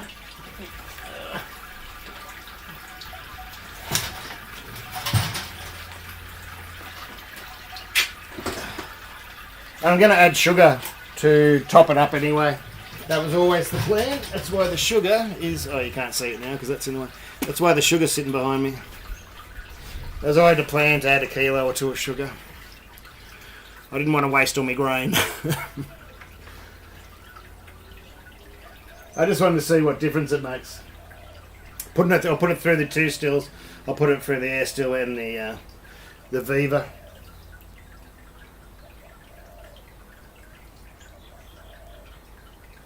Although the Viva's much better there. I mean, the air still works if that's what you can have the room for and the size for. It works fine. You just got to put it through a couple of times more than the Viva to get a cleaner product out the end. Over the years, every now and then, I've had a look at 1 or 2 of his channels, videos.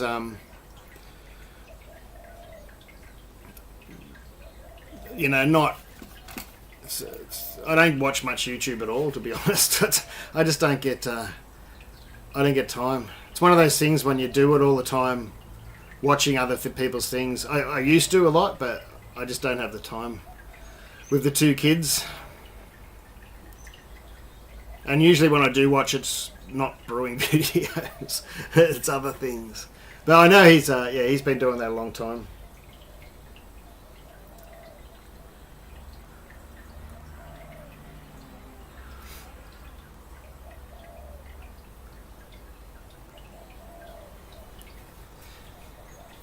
Yeah.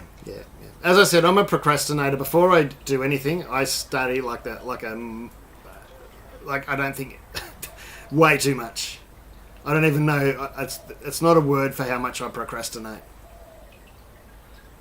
I've had as I said, I've had a still over there from Robo Brew 1. And before that, when I first did my advanced brewing course back, I don't know how long ago that was, 15 years or whatever, that was the advanced brewing course. We did distillation on the brew day there. So that's where I learned to be like, watched them do it in front of me and learn how, the 4 shots and tasting it and smelling it.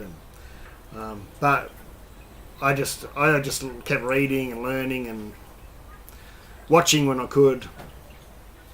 And it was only that, I've had that, if you can go through my old videos, you'll see that 6 kilo of sugars sitting on that second shelf from the top in all my videos for years. It's just something I've never got around to doing. It wasn't until the Viva, I got that still from Viva, that I thought, oh fuck it, I've got to do it now. So, yeah, I've heard that, because they're not real, they're funny things. Like, I don't think I can trust the temperature on it at all.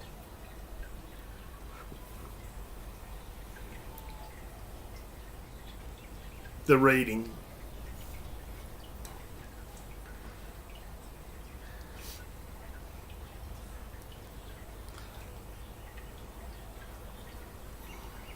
Change your view back to showing the online questions or comments. Ah, that thing. That was on this one. Yes.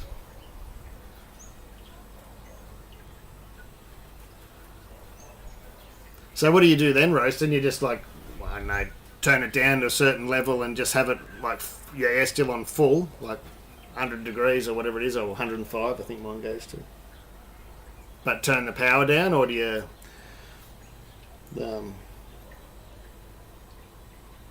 and use that instead of the controller? Is that where the inbuilt controller, I mean?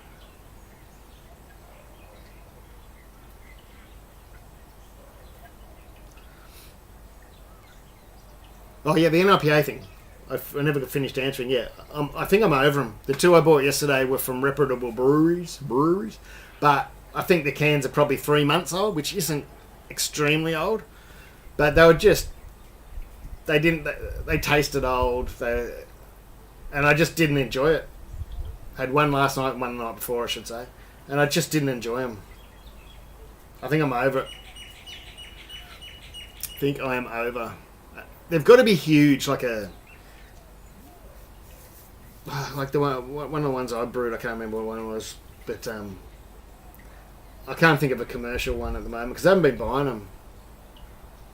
Oh yeah, you got one of those there stills. Yeah, I got one of them here that was lent to me for a while. My mate picked it up at Salvo's for, I think it was $5 or something. But that's just supposed to do water, but you could use it, if you had the more control. I got one of the ones from Viva the other day. I bought it just to test the difference between the big still, and it has got adjustable. It is adjustable, but again, it doesn't really start outputting until you're up in the 90s anyway. So it's like,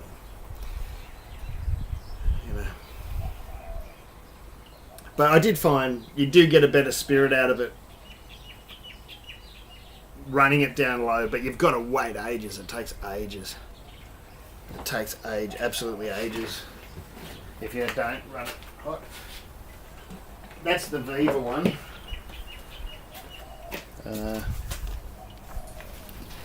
I'll post a link later. You can have a look. That's that one. There's about 4 or 5 different models. This one has the both, so you can see apparently what the real temperature is and the set temp. But I don't think the real temp's accurate. I don't know where it's taking it. It must be taking it, like a Brewzilla or something down near the element, because it reads a lot hotter than what it seems like for the output that you're getting out of it. I was distilling water in it yesterday again.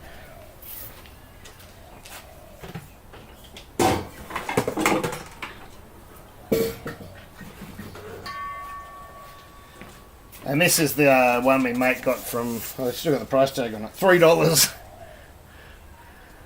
$3. And it works. But yeah, it's just on off. Spring flow.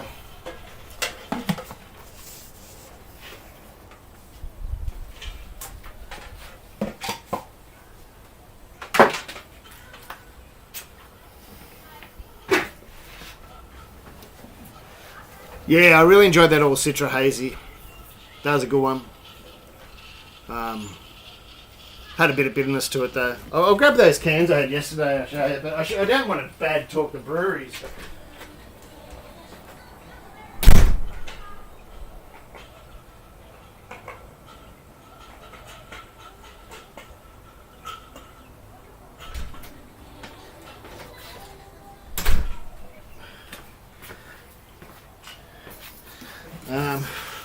There's a Deeds one, man, and Quiet Deeds is just up the road, well, a little bit up the road, and they've been awesome. But this one, I don't know, they did it with Goodland Brewing.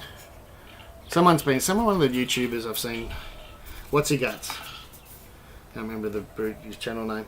It's been up talking up Goodland. I haven't been there yet. My other mate has said they're not bad. But that's supposed to be a juicy IPA. That's the one I had last night. It was just like it was like an old 4-month-old bottled IPA. It wasn't brown, it wasn't fully oxidized, but it was like it was on its way, and it was just because there was no bitterness there. I think that's it. If you're going to bottle, you stay away from these things. And I know these guys have got their canning down pat usually and stuff like that. I don't even know if it is that. I think I'm just over these non-bitter beers. And the one I had the night before was from Burnley, another good brewery. But that I could barely drink them, to be honest. And I'm not talking down the breweries. I think it's just me. I'm just over the low bitterness thing. You need the bitterness there for fucking balance. It doesn't have to be far out. It doesn't have to be, 100 IBUs or... I mean, the first ever NIPA brewed was 120 IBUs. Put some IBUs in them. I get shit for saying cold IPA shouldn't be brewed with lager yeast. They should be brewed with ale yeast. Yet people... the first NIPA was 120 IBUs. 120. I bet he wasn't doing 80-degree whirlpools. Maybe he was. I don't know. Jesus fuck. Excuse my language.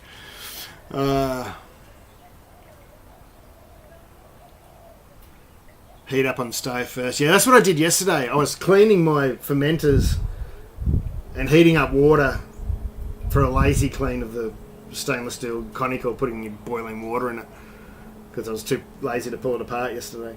And I went, I'm going to distill some water to water my carnivorous plants because you need to use distilled water. And I went, fuck it, I'll use hot water. It was already hot, so I put it in there, cut off half an hour. I'm telling it like it is. Fucking hell. Alright, I've got to stop swearing. I forget that on Twitch I can swear, on YouTube they get not so much upset these days, but kiddies might be watching. Alright, that's enough of a drone.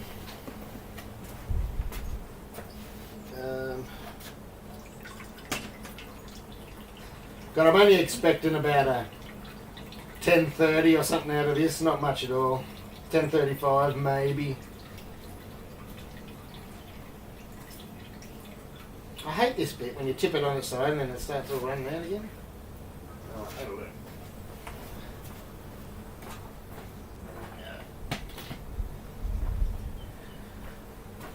So where are we at? We're at about... I could have sparged it a bit more. I thought I would have had more than 6 litres in there. I mustn't have filled it right up like I thought I did. Oh, that's 30 litres. I thought it was 35. I didn't have my glasses on.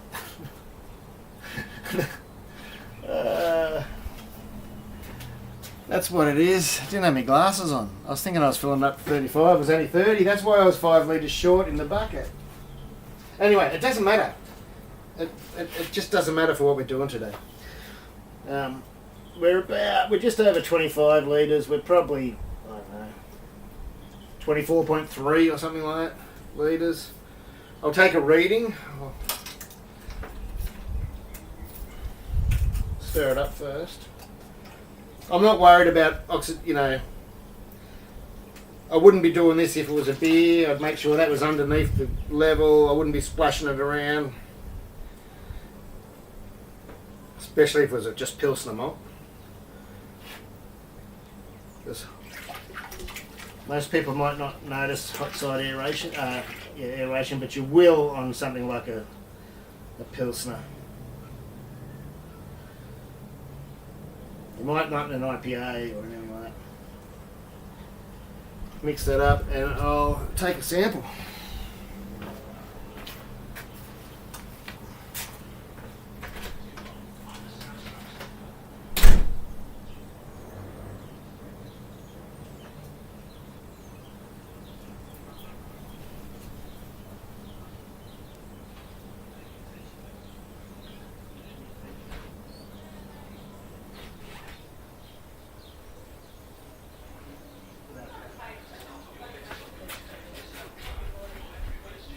Well, that's probably why it was in a cheap shop.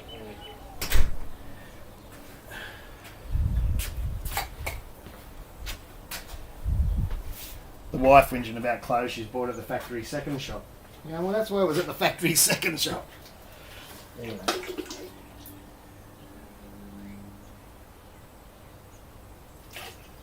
I'm just filtering a bit if anyone don't know. It's just quicker to use my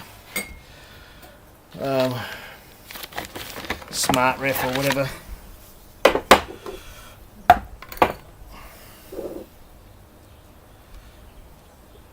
Except my old coffee filter is needs a bit of a clean.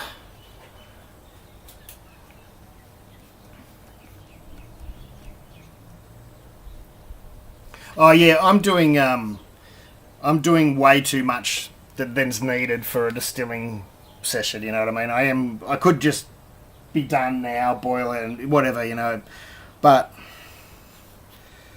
I'm just I can't help it, that beer thing's in me of tinkering and boiling for longer and all this sort of stuff, you know.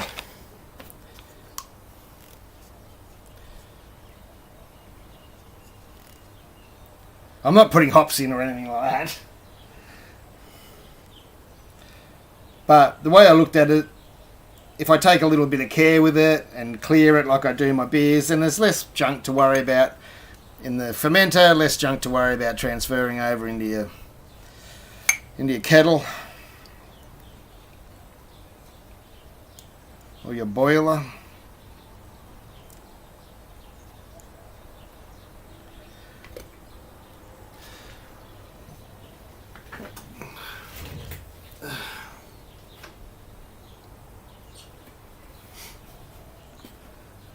And I'm planning on, as I said, I'm going to at least add 1 kilo of sugar, maybe 2 kilo. It depends on the numbers here. There was a very, very loose mash, and so I might not have got the conversion I thought. I wonder if there's a way I can go to that other cam. Is the other cam on? The other cam is on. There we go. Here's the other cam. 3 cams out here now. So then I can go. Oh, right, fancy. Fancy. Right. Hey, Goose, how you going? Just brewing up some sugars. And totally unprepared. It was a bit of a last minute thing.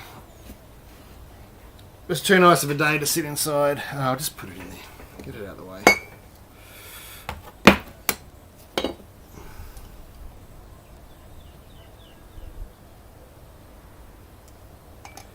Oh, I forgot I only need I thought I was putting it through the other one where I need, about a couple of mil. This one I only need 1/3 of a mil. It's probably too hot. We'll try.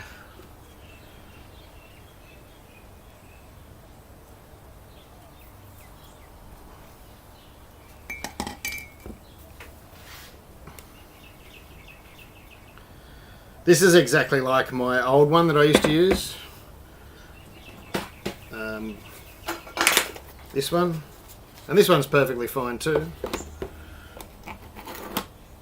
That's the old Chinese one or whatever. Don't spill Starsen on it. It ruins the... We can put some in there too, see if they match up, eh? It still feels a bit warm. Should have cooled it down. Alright. They're handy, these things, but they're like refractometers. Well, they are refractometers. They're only good for... Well, really, before you start fermenting. Though, if you pair that one up with this one, that really becomes a thing. But it's very expensive to have both, you know. You're talking probably 700 or something, and I don't know what that is, 400 or something. And you can put finished beer. You can put a couple of drops of finished beer in that and run finished beer through here, and it'll tell you what your alcohol is, which not many can do that. This can't do it alone. It needs that. Because most of these things won't work when you got alcohol and unfermentable sugars in there. It's really hard for a machine to tell what the alcohol is because it can't tell what's what, and that's why you need two different machines. Alright, hang on, I've got to find this app. What's it called? Brew. Brewmaster. This one's going to say it's 29 degrees. Oh, 1036. Far out, eh? It's more than I thought, and that says 1036 too. There you go. They're both reading 1036. So that's actually spot on to what Brewfather for a change was accurate. I shouldn't say that. Said. I know 1037. Before it said 1036. What did I change? I don't know what I changed. I swear it said 1036 before. But I was expecting to be down.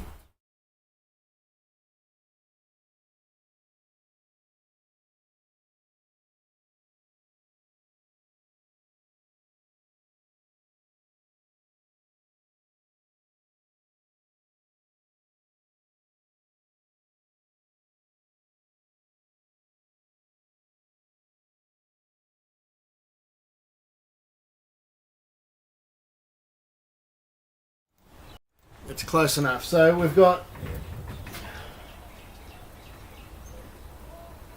we'll say 24 litres in there at 1036. Hang on, sorry, we should go back to the other thing, shouldn't we?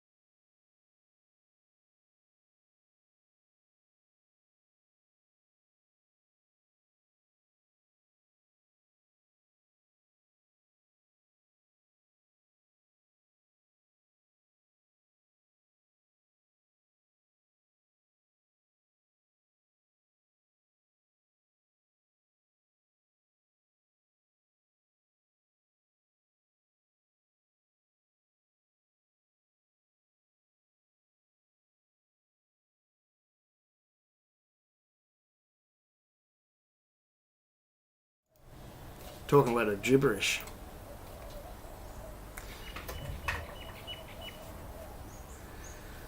Alright, I was talking. Sorry, I forgot about the mic. Talking a lot of gibberish. What it look like if I add 2 kilos now, it'll be the pre-boil will be up around the 1068. I really didn't want it that high pre-boil. I wanted it that sort of 1065 post-boil, but I don't think I'm gonna. I'm not gonna measure, but I'll hold off some sugar. I should put it away, you know.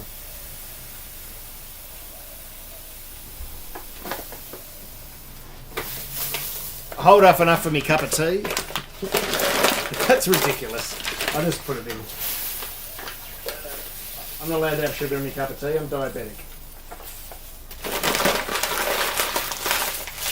Although my diabetes, for those concerned, because some people do ask me, has been really good. And my numbers are right down. And I've lost 13 kilos. So 12 kilos. I've lost 12 kilos. Still got about 15 to go.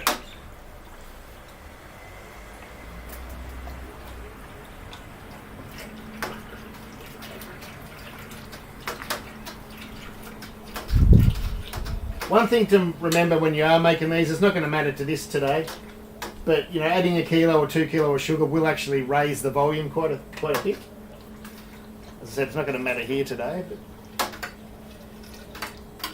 when you're making your sugar washes, I'll release that video soon. You'll see it makes a huge difference. When you're adding like 5 kilo of sugar, it probably displaces like 3 litres or something like that. I don't know, I can't remember off the top of my head.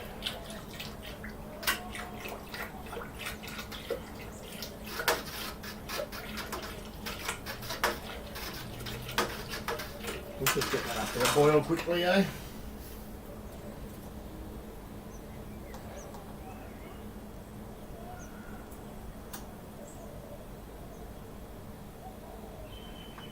I wasn't supposed to be out here this long. Been yakking too much.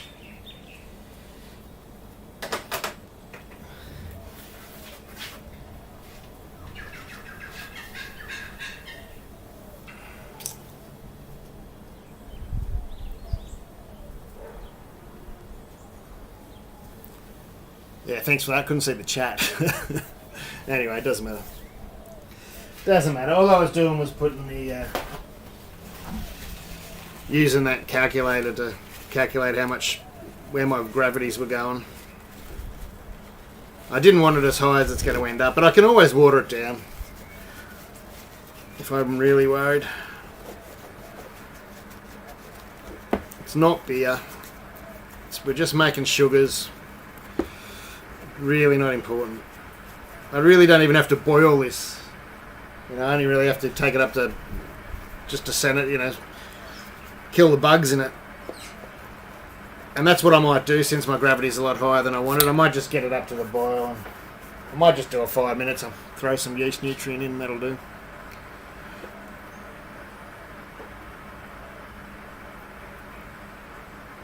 Yeah, I do.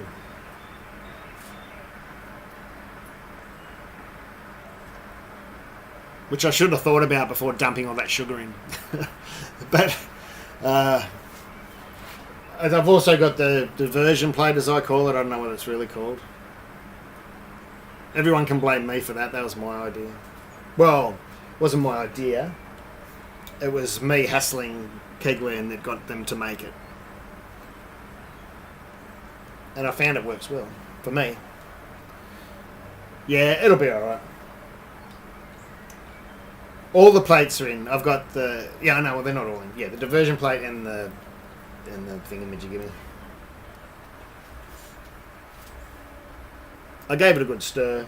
I'll give it a stir again in a minute.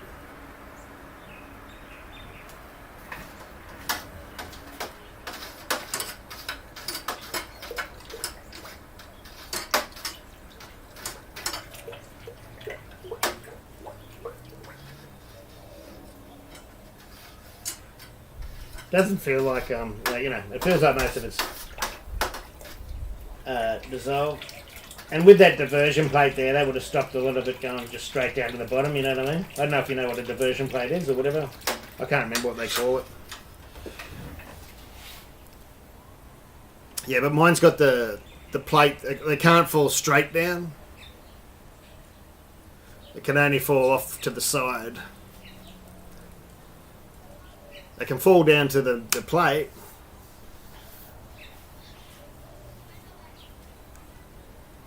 No worries. Oh, I wasn't impressed with the Gen 4s.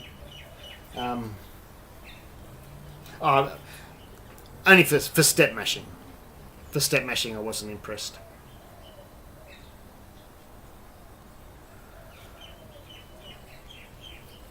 But I think it would have been much better if they left some more dead space. I know people love the lack of dead space, but it's way small. It's really small.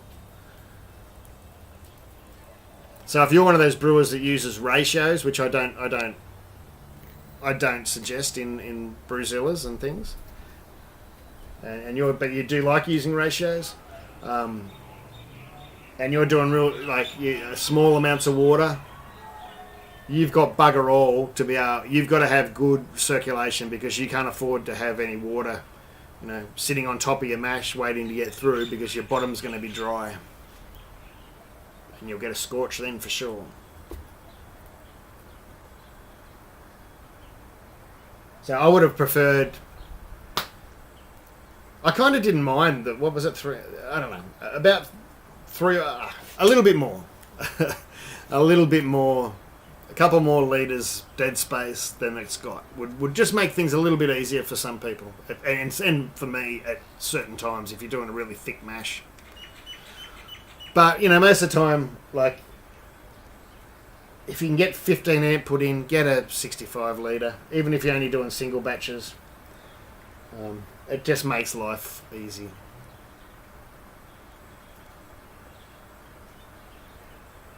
Are you having troubles? Mine all are working pretty good.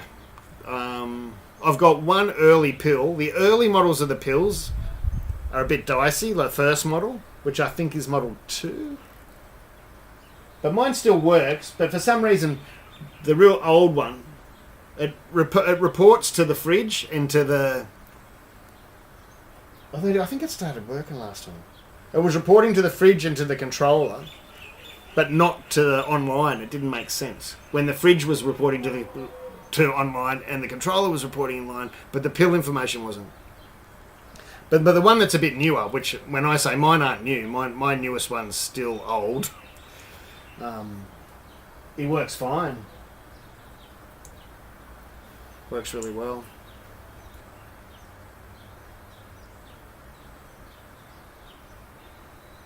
Oh, you can't get Viva in New Zealand, you sure? Wow, I wonder why not. Oh, I think they kind of drop ship. That's probably why, because I think they have big stores here. They must have for some of how fast you get the things sometimes.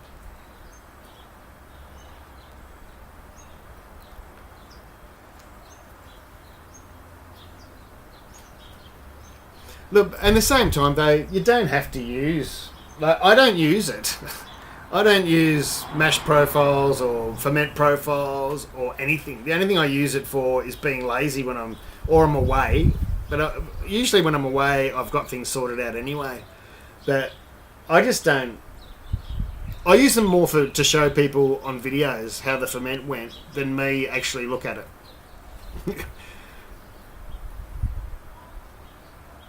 Oh, and I use it to control the temperature in the fridge now, of course, because that's easy, but, I don't have to.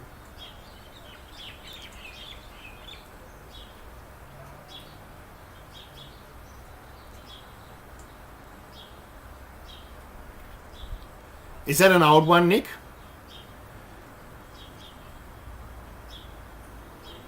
And you know what makes them a game changer?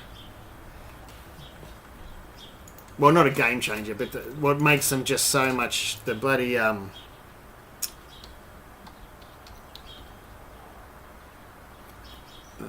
this thing. Is that here?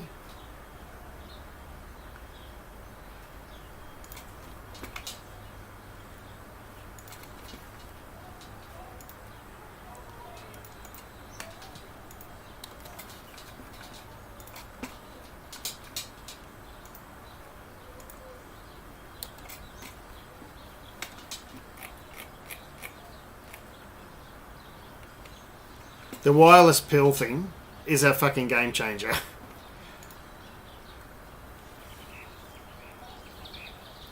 You put, like, you don't have to, like, having to undo it and take the battery out and to charge it, to set it up, and, like, I pulled these out yesterday when I was cleaning. And that's not on the charger at the moment, but I pulled that out yesterday while I was cleaning. And, you know, if I want to set it or charge it, I just put it on there. And that's it, bang. You don't have to undo it. You don't have to stuff around.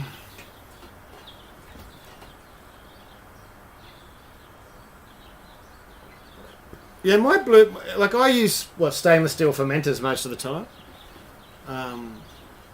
And it's in the wrap fridge, but mine's been alright with the Bluetooth. Although the wrap, of course, the wrapped things, but it's still on the outside. And when I use the temperature controller, sometimes I use the temperature controller, which is over there. It reads it. I wonder why.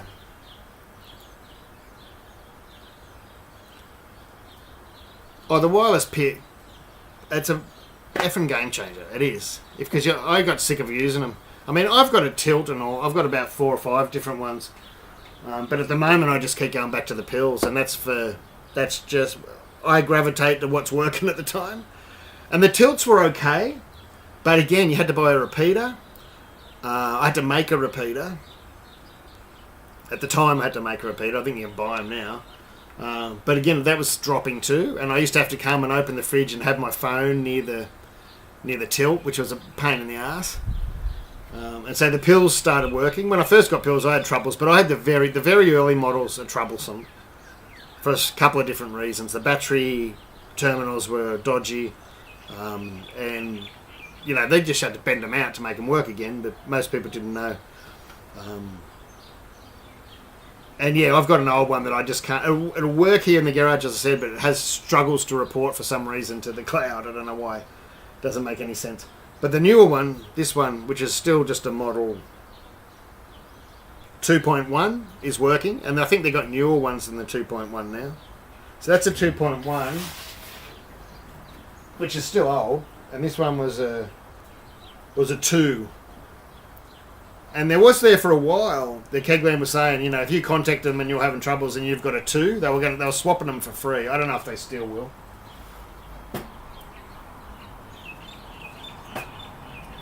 I'm sorry a lot of this stuff doesn't make it to my channel. It's because I do a lot for my Patreon and on my streaming, people hear all that sort of news and then it never makes it to my channel.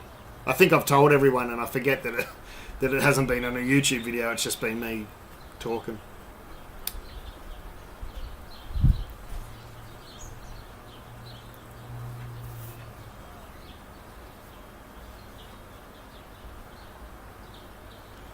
Yeah, see, I had nothing but trouble with the ice spindles. I was about to say, I could smash it. I wouldn't care if I never saw another one again in my life, the ice spindles. Oh, it was frustrating. Man, and I bought parts to replace parts. It was a bad design, the ice spindle, where, I can't remember which bit it was. But if you weren't careful, because you had to pull it in and out all the time, there was something there that broke, and it took me ages to figure out what it was. And so it looked like everything was doing fine, but it had been broken from pulling it in and out because it couldn't get the fucking thing to work, bloody thing to work, and I ditched the ice spindle. And then I had those other ones which were called something else, and I was going to build some. I've still got all the parts. I just never wired them together. I 3D printed all the parts and everything. Got all the cases for them still here, right under this table. Oh, I won't pull them out because things will fall over, but, oh no, there you go. I still got all the cases for them and everything. They were called, what were they fucking called? They were from, like, some guy in France. And I found them really easy to use. His software was good and it just connected and it just worked. Well, there's the bloody ice spindle up there. It's haunting me. It's looking down at me.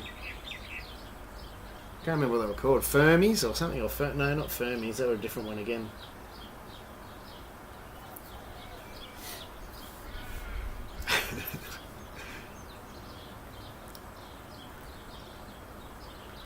Well, that's it. I don't use... G'day, Finru. Did I say that before? I don't use any of that. I do not use... the only time I use a profile on the Brewzilla is if I want it to wake up and be heating, start heating before I get up in the morning. That's the only time. Oh, I've got so much shit to get rid of. I've got to sell this bloody Cheeky Pete thing. Even though I keep giving and selling immersion chillers, I've still got about 5 of them to get rid of. 6 maybe. Old fermenters, a stainless fermenter over there. Yeah, there's a lot of stuff. I have sold this year because YouTube. I'm not making any money off YouTube at all at the moment. Like, it's miserable. Patreon's the only thing that keeps me going. And it's sort of a vicious cycle. You get stuck in that YouTube thing because they're paying shit, and then so you don't even feel like doing them. And then you get down, and then you fucking People think you make a ton from YouTube. I certainly don't. I don't know if it's an Australian thing or I haven't done my tax right or whatever, but I certainly... It's lucky to be $300 a month. Lucky. And people think that's a lot, but it's fucking not a lot. I don't have another job, so... G'day, Fab.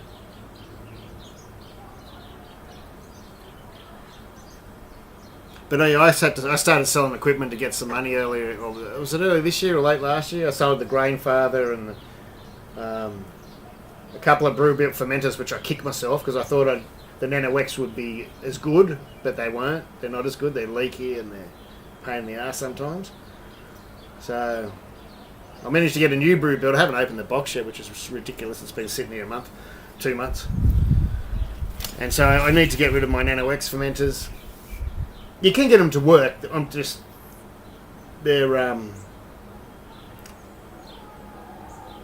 finicky though, and I don't like the different size. The 3mm, the 390mm, whatever it is, 3-inch. That's what I was looking for. 3-inch connectors on top. They should be 4, like everything else is. But they work, and they're Australian made, and Cheeky Pete's a great company. But I prefer the Brew build. I think they're a better fermenter, better made, much more better finished. And I haven't tried this one for sealing, but my last one's sealed without a hitch. Whereas the Nano X, the first ones had issues sealing. They had a really bad locking mechanism. So they not copied. Well, they got this same design that like the other good ones were using, brew builts and that. But there's something wrong. They still don't work as well. They're still... I've seen people with videos cutting them, the locking things to try and get them to lock tighter so they seal. When they sent me the stuff, one of the fermenters, this one here, I couldn't get to seal at all. And so I said, and I found out that ring's all bent out of shape. And I said, can you, if you want me to review it, you might want to send another ring so I can actually use it and finish it, and they never did. So I either do a bad review or I don't do a review, so I haven't done a review.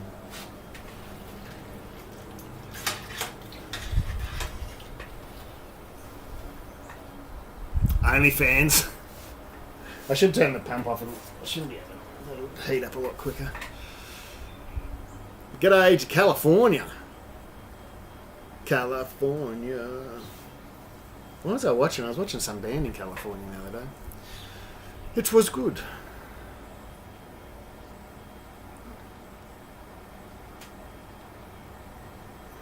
I should have started the heating up to the boil while it was sparging and that, and I forgot. And because I had it set down to 61 degrees, it's a long way from boiling. I have got the 400% on it, haven't I? Yes. It's just a spirit wash, or it's not an all grain spirit wash, because I just put 2 kilos of sugar in it, but it's 4 kilo of Pilsner malt and 2 kilo of sugar for about 6 gallons, a little bit more than 6 gallons of something I can ferment and then distill. For hand sanitizer, of course.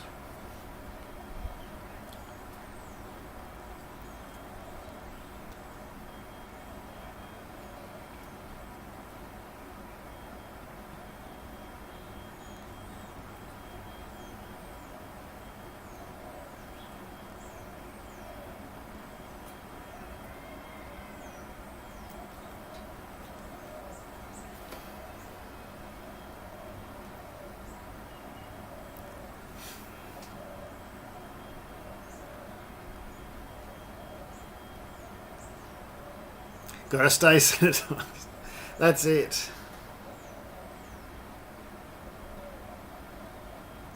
And I don't wear face masks, so I sanitize my mouth a lot. It works. Don't you, Starsim?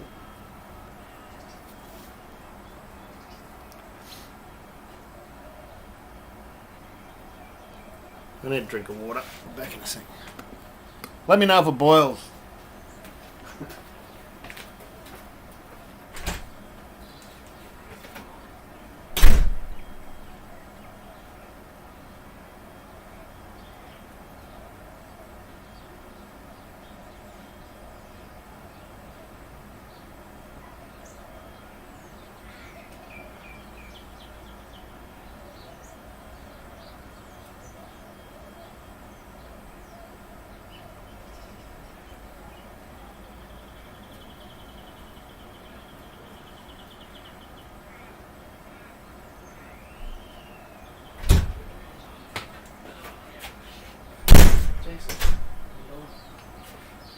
Slamming the doors.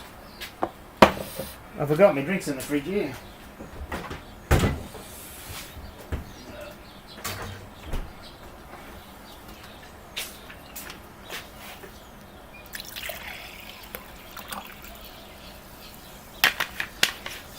I can post a link to today, but it's not beer.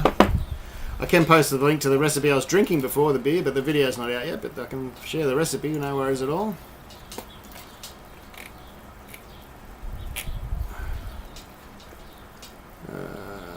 Share. And just beware that this, I just made this up on 5 minutes before I brewed, so it's nothing, it's not tried and true, although I hit my numbers today, and so it worked. This is the paste. And it's not much to see, as I said, but I'll whack it there anyway. And I'll whack it here.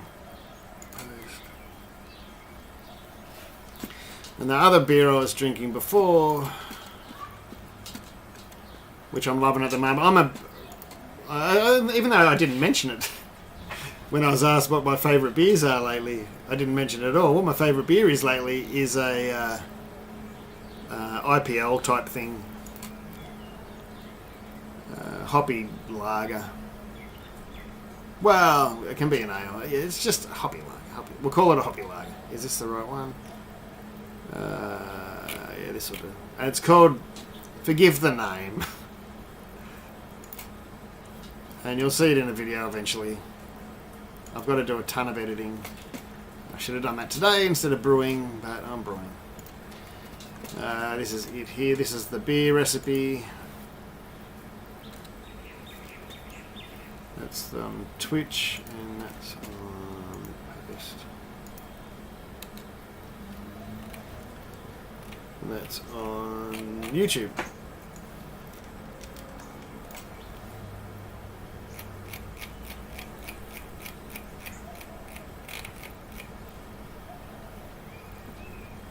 Well, it came through twice, didn't it? Oh no, they're two different ones. Yeah.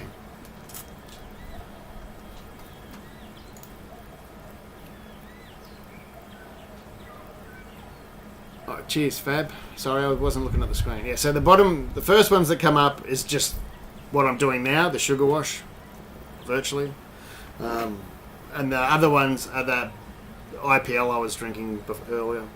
And it is called Smelly Finger at the Village Twin. Anyway, don't ask.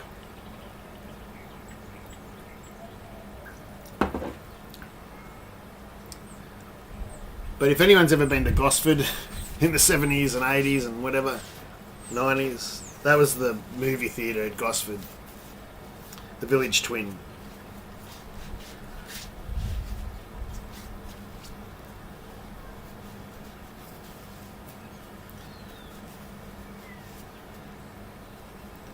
That beer's not for the faint-hearted.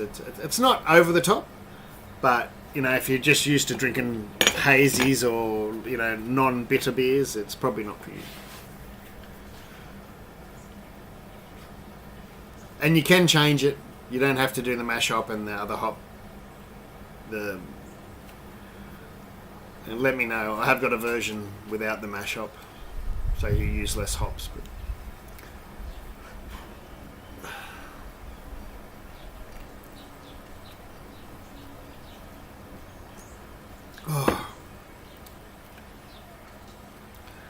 sometimes that cold water goes down a treat. Come on. You know what? I'm just going to throw my yeast nutrient in there. I probably don't need it because I've added enough. It's got grain in it, plus I've added magnesium in the salts wise and all that, but I'll chuck some in anyway.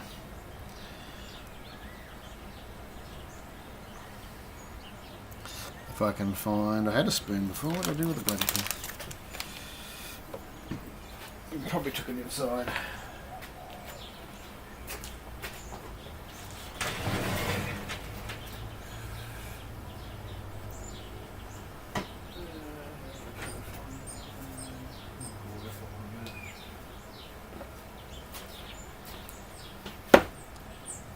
Did I? I must have taken it inside. Oh no, there it is. Behind the yeast. Alright. I'm only going to boil this for 10 so I can throw throw some Worthlock in. I know you don't need this stuff for spirits, but I'm being beery on it. And some yeast nutrient. I've got DAP there as well, but can't be bothered opening it up. So there's the yeast nutrient. Actually, I'll put a bit more. Plus, I added the magnesium before, and Epsom salts and calcium chloride and gypsum before, so that'll help as well. And I dechlorinated it before as well, and that can go back in there. There's no point. Hold on to that.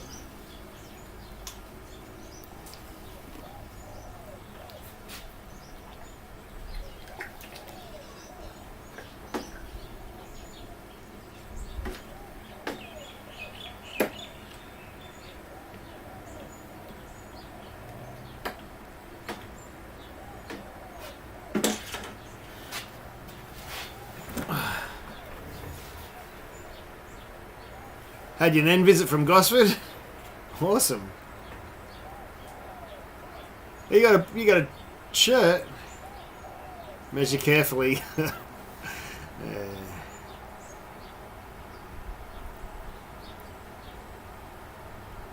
I haven't noticed their shirts. I've been there, I don't know, probably 8 times. Every time I go to home I usually drop in there, even if it's just for one beer. Most of the time it's only for 1 or 2.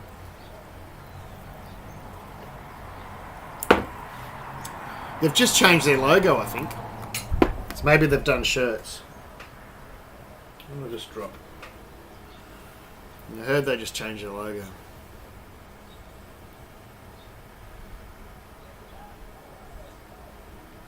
They're okay. They're okay. They've done a few good ones. Some of their IPAs have been good. I found the venue sometimes to be a bit lacking, like the staff are... It's like they don't even care that they're there. You know what I mean? They're not. It's not. I guess it's something in Gosford.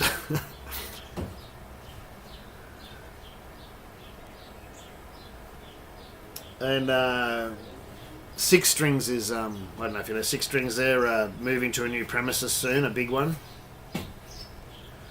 But that's in a weird spot as well. They're already in a weird spot, but they're going to be in another weird spot. What's the other one? I got my mate that owns what's the other one? The one that I always go to it because it's right next to me, near my sister's house. Can't remember what it's called. Fucking brain. Block and Tackle.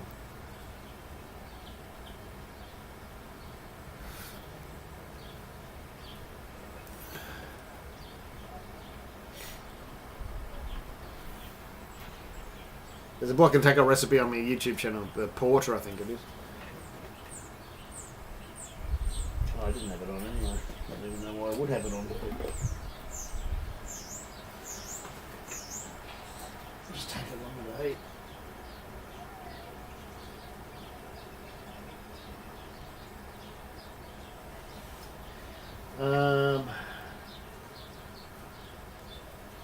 Oh, I guess because it's not beer and I'm not worried, I should just run it through the chiller. And normally I don't run boiling wort through the chiller. I know a lot of people do, but I don't. But because I'm not worried about this, I will. Oh, and that's exactly why I had. I'm not going to knock anything over. I nearly did then. My old Robo Brew here, because that can hold. The chiller can sit on top of it. Maybe I don't need it that high. Just come off.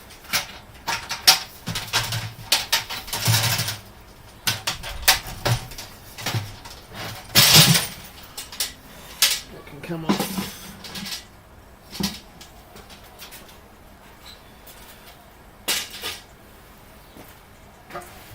And just because we do everything fancy at Booze Bandits, I'll use a piece of chipboard. Old school. It's not even MDF. Oh, I don't know. That's going to balance very well on there though. Last time I used 3 kegs. Might be a better idea to use the 3 kegs. Guess that's not going to balance on there. Sorry about that. The chipboard's gone. Sorry to break your hearts. I know you just wanted the chipboard. But I just don't think that's going to balance very well.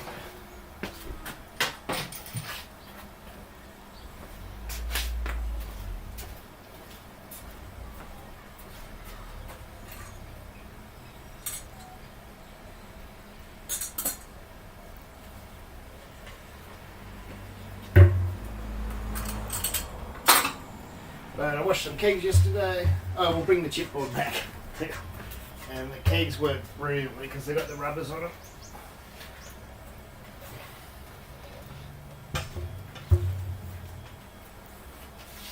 These are the things that get hidden in my brewery. I don't have a brewery. I have a little bit of space in the corner of a garage. That's why I've never ever called it a brewery for a long time. Everyone, what's your brewery called? It's not, it's a garage. Equipment doesn't mean shit. That's better.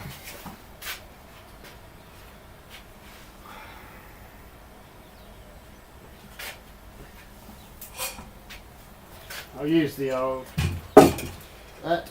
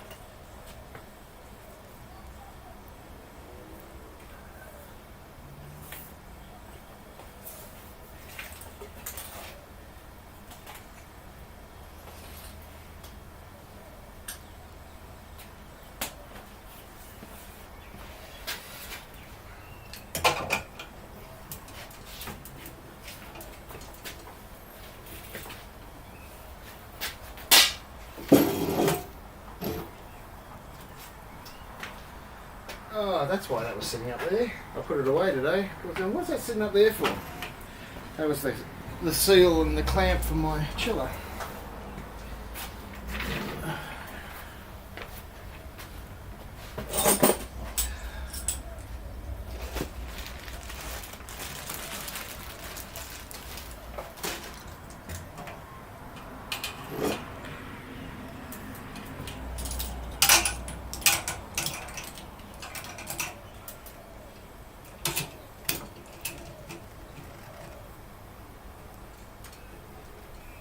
I've set this up in the most shit spot.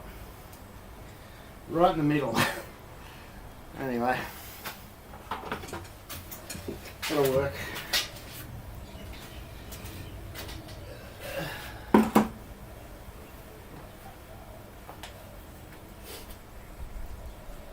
And the fermenter is over there, isn't it? The fermenter's down there.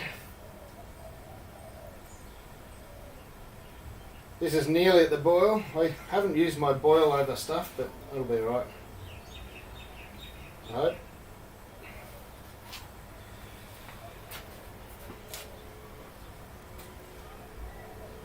Right, that's right, that's right.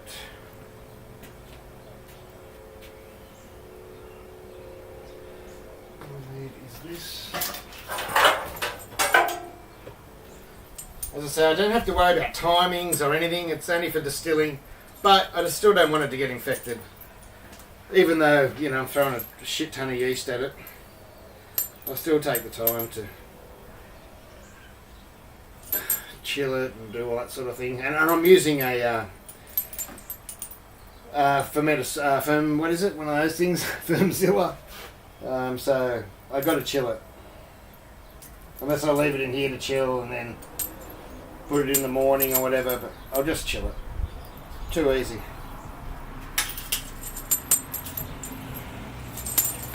Yeah.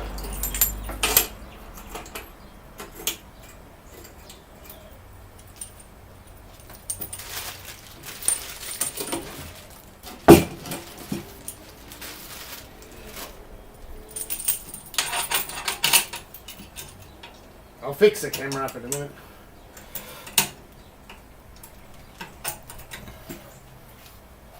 I'll just whirlpool to centre the tube with my paddle. There's no need to use the pump. The pump's not on, is it? No. Just turn it off just a bit.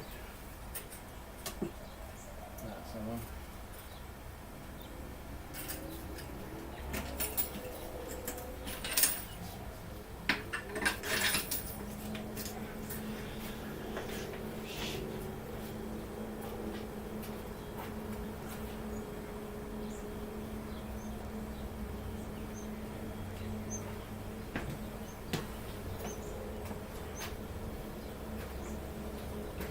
Alright, hang on. Sorry, I'll read your questions in. Have you...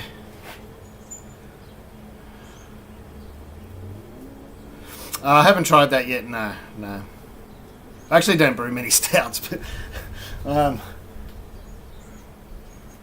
I guess I could try that for sure. I'm just taking my time with the distilling thing. I'm not really rushing anything. I don't really drink that many spirits, and I only drink rum, so.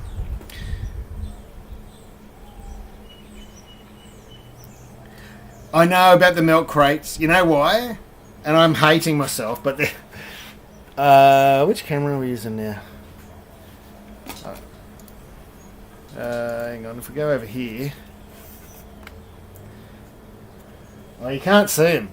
This thing that Keith sent me to try, this beer maker, I haven't even plugged it in yet. I feel awful. I've got to do it for him. But that's sitting on 2 milk crates. And my 3D printer over here is sitting on 2 milk crates. And because this garage floods when it rains, there's a couple of things over here that's sitting on the other milk crates. So they're all like in use. And that's why it's killing me. Otherwise, this chiller would be on milk crates. Well, that's probably a better view from that one. Oh no, it's not. Shit.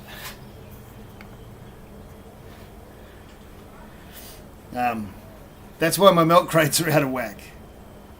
Otherwise, I used to put the 3D printer over on the printer while it, and then use the milk crates, but yeah.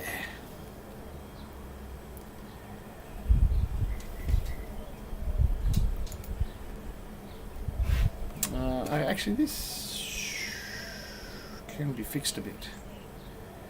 What cam we're using? That one. I think I can... but I'll just leave it. That's all right.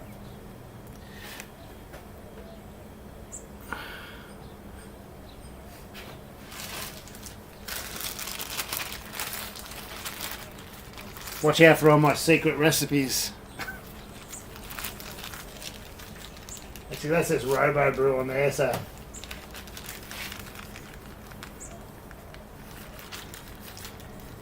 Oh, they're my weights.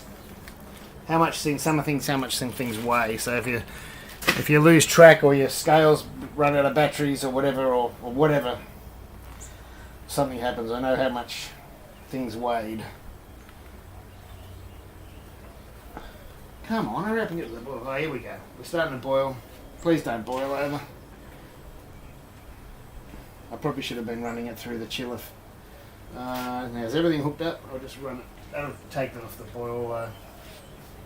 It's alright. The hot wort at the end of the boil will kill the bugs if there's any in the chiller anyway, won't it? There is a milk crate count of at least... There's 4 over there I can see. 4. There's at least 8 in the shed. Is that? Oh no, and there's a couple over there with other stuff in it. There's at least 10 in the shed. That was our furniture. When me and the wife first moved to Melbourne, we didn't have we didn't have furniture. So that was milk crates was our TV stand and our absolutely everything. Bookcase was on the made a bookcase, had TVs, videos, records.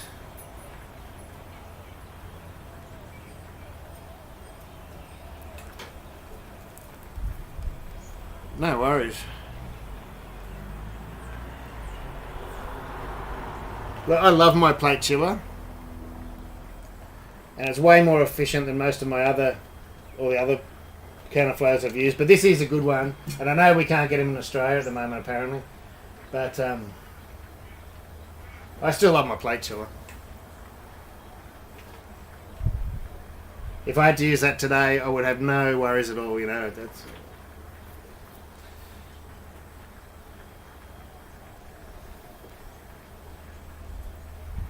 Alright, I don't really have to boil this. I'm at my numbers already from adding that sugar. I mean, we can take a reading, but I know that calculation's going to be accurate. What can I see up there? What camera is that? What's this one? Oh, that's the same camera, just zoomed in, is it?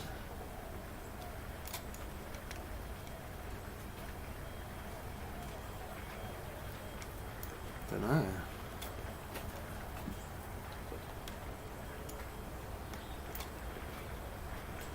All right, fancy. Good double view.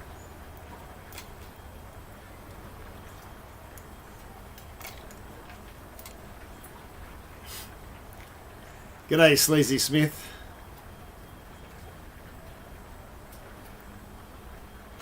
How are you? Sleazy? Nothing better than sleaze.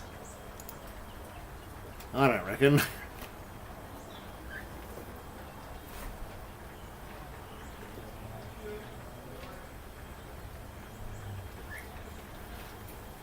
How long's that been boiling for?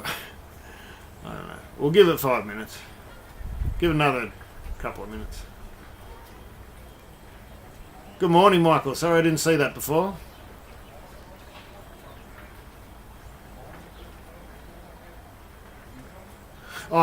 This is just I'm trying to... It's more a this one's more a comparison for me to see what difference just... Nearly doing it the same as the tomato paste wash, but using some grain instead.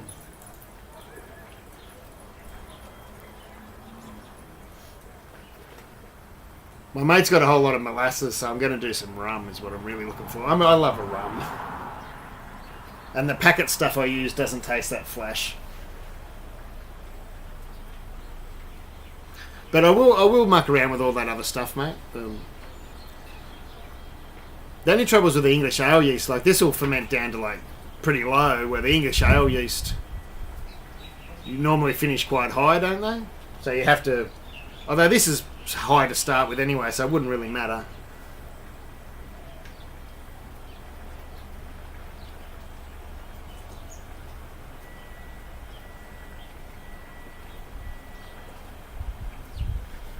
You should make a dunder pit. What the bloody hell's a dunder pit? Well, to tell the truth, I don't drink much spirits. I like to drink, and I like the taste of some spirits, but I just don't drink much of it.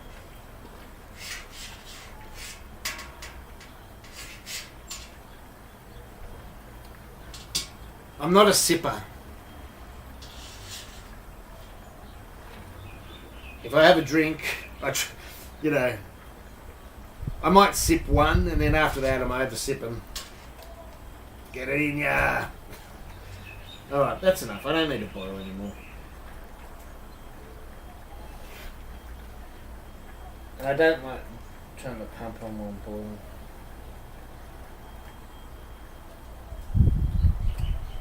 I'm just going to let that pump around a bit hot to try and make sure there wasn't a...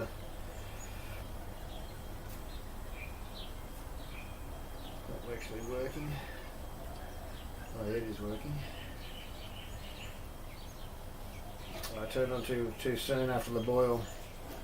Too soon after the boil. That's why you don't turn the pump on during the boil, because you get air bubbles in it.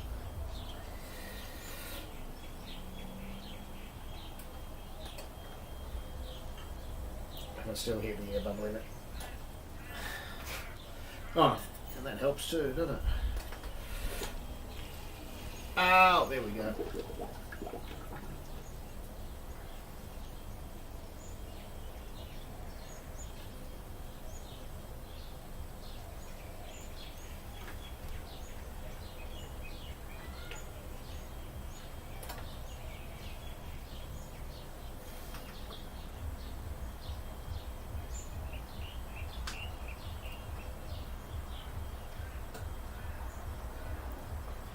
For those new here that do distill, I am taking way too much care for this wash. I know that, but that's what I'm doing.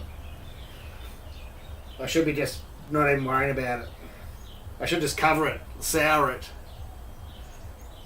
Come back and pitch yeast tomorrow.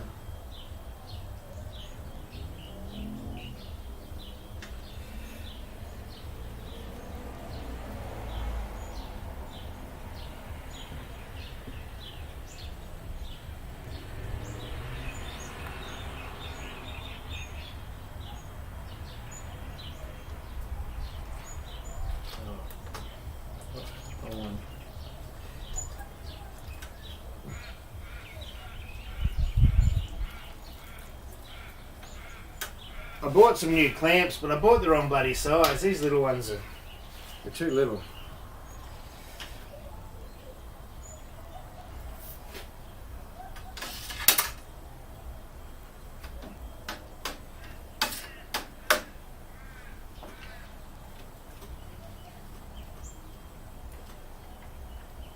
So what I'm actually doing is making a wash, but brewing it like a beer, which is a bit ridiculous, but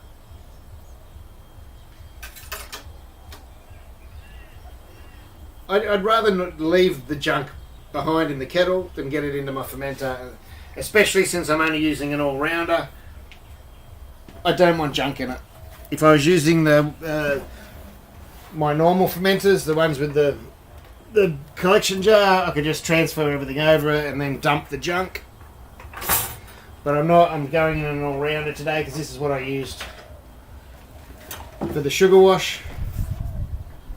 So I just don't want junk in there.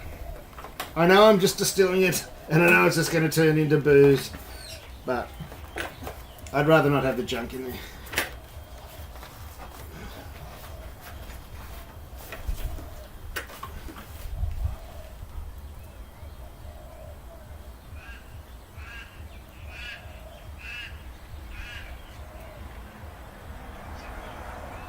Yeah, well that's it, mate. I just trying stuff.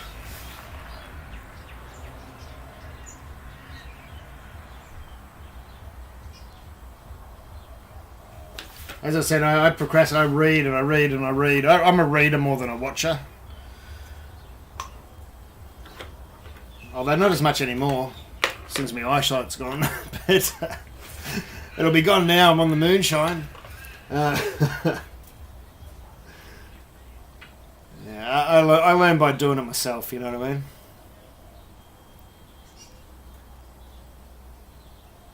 Oh, Peter Parker. How you going? Did I say g'day before? I didn't see it.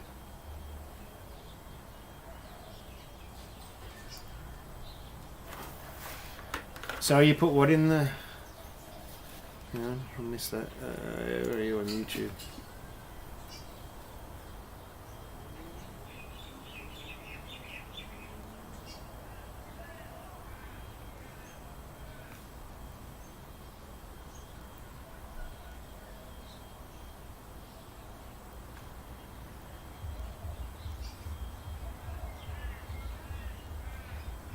Dunderpit.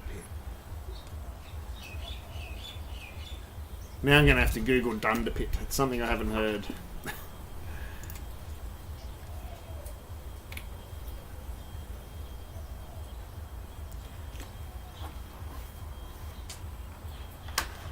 How do you... People always struggle to undo these. This is pressurised because I had sanitizer in it. And I always run it through the lines a bit. I don't know when it's pressurised at. I can push the sides in. It's probably 5 or something. If you can't undo this, you got to let a bit of gas out, but I can't undo it at the moment. If you can't undo the lid, you shouldn't have to try too hard because they don't have to be tight. And you just turn it. Once you can start turning it, the pressure will push up the lid itself. But don't turn it too fast or too, because it'll pop off and could take your face off. If it stops, you can just give it a wiggle. There we go. Once you hear that hiss, it's undone. No worries at all. I'm going to dump this out into this jug over here if I don't trip over it or something. Oh, I'm going to watch that. I'm not used to that sticking up there. Look at this.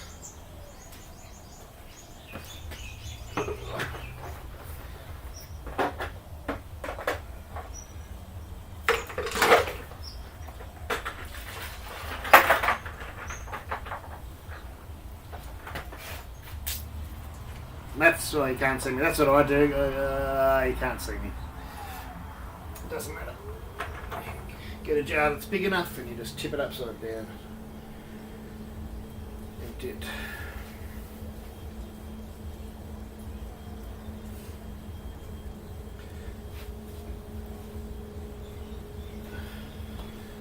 Now it is a hot day here today, a hotter day than I've used.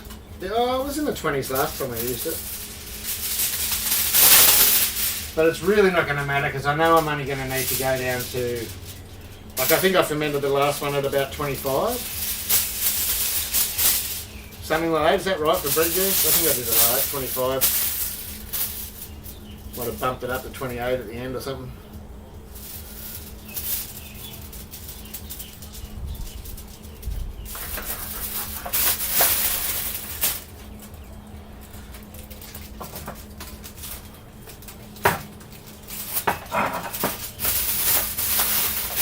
I don't know where that camera's at the moment. Ah, so yeah, so we're on a different camera. That's why everything's looking weird.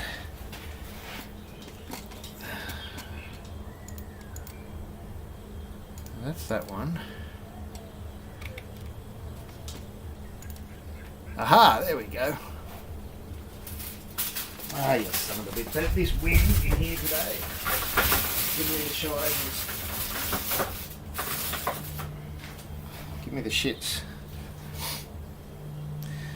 Alright. I think I'm zoomed in. If I go into my settings, properties, figure video, camera control. Why isn't that working? Oh, there we go. It is working now.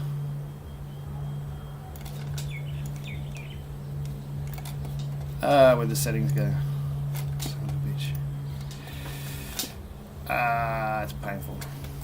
Okay. There we are there. Shit. It's hard doing everything, this streaming, when you've only on one screen. I'm used to, like, all my other streaming, I have two screens. I can see what I'm doing on. It's hard with one. Configure video. Control.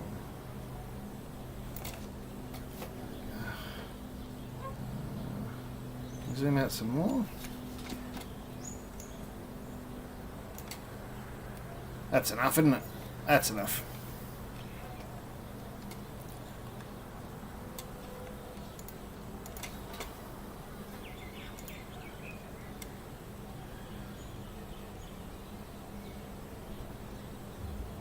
Oh, I nearly got myself the other day too. I was on a stainless fermenter. And I thought I'd let the pressure out. Oh no, that's what I did. I opened the bottom valve. I was emptying it to cleaner. And I opened the bottom valve of the, right at the bottom of the cone on the stainless fermenter. And some stuff come out. And I went, oh, that's not much. Geez, I thought there'd be a litre or more left of, hop debris and that. Idiot. And it blocked, I had the pill in there, and the pill must have, blocked up with some hops and stuff. And then I opened the top. Lucky I didn't have my head. It didn't blow up. Like some, it can go into the sky if you're not careful. But it went pop, scared the shit out of me. I should have known. When I saw what came out the bottom, I went, that's nothing. That can't be right. I dry hopped this with about 200 grams worth of hops. I didn't even think. I wasn't thinking. Cleaning days. See, and right now, I don't have to wait for this to clear, but I'm doing it like I do with my beer. I think we'll just go. I'll go and turn the water on, and we'll chill this down, because I need to go and eat before my stream tonight.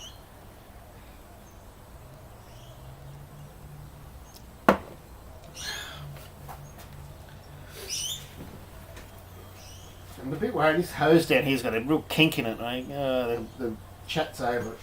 The output hose, and that's not a good thing. I think it'll open up all right once the water comes through. Silly. I need to replace these hoses. I've been using them for decades. Or at least a decade and a half anyway.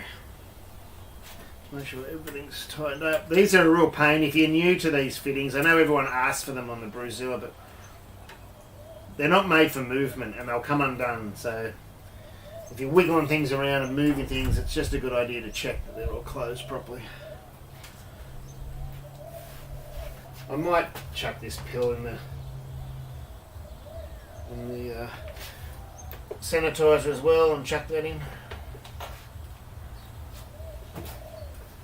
Although that needs recalibrating. Should I bother? Needs bloody calibrating. It doesn't matter. It's only a wash. Doesn't matter.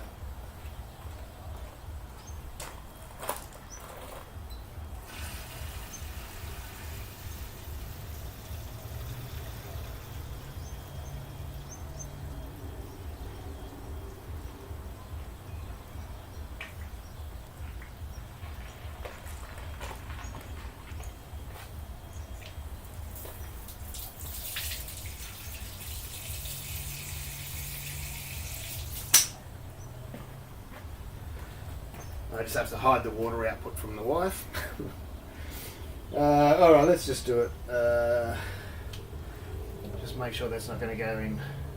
I'll back it off a bit at the start, only because I'm going into a plastic fermenter and I'll just take precautions, even though I don't probably have to.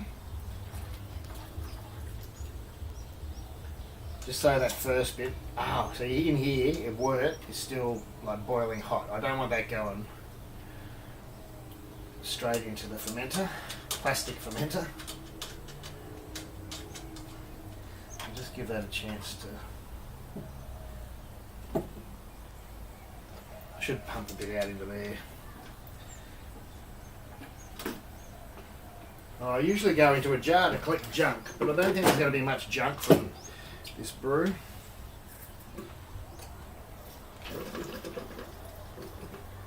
and anything that might have settled in the or crawled into the bloody into the chiller.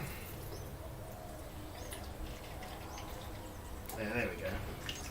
No junk, and that would have made sure that at least that last bit now is cooled in the chiller. It's not going to melt the bottom of my fermenter.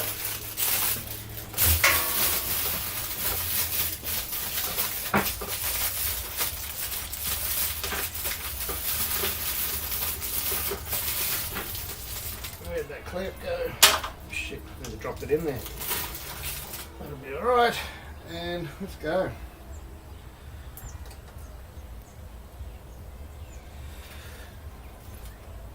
Yep, that's fine. You might not be able to see it. It's going down. We're at 23. Actually, that's about where we want it anyway. Just open her up and let's go, eh? Full bore.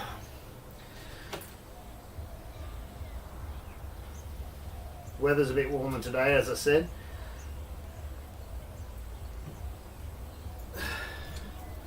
I don't have the cold tap going flat out and try not to waste water.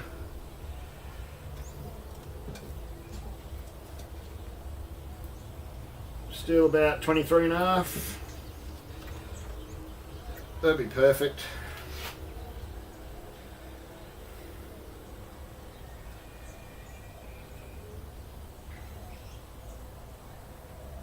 Oh, my TV screen's switched off. Again, it must be 4. I think it turns off in 4 hours. Have we been going that long? 2 hours? I don't know. We've been longer than 2.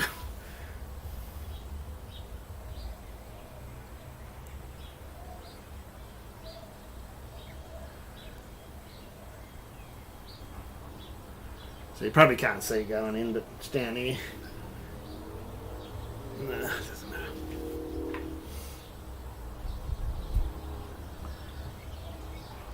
So at least I got nice clean wort. I know it doesn't matter with distilling, but it's nice and clear. It's a habit. It's a bad habit of mine that I'll never get out of.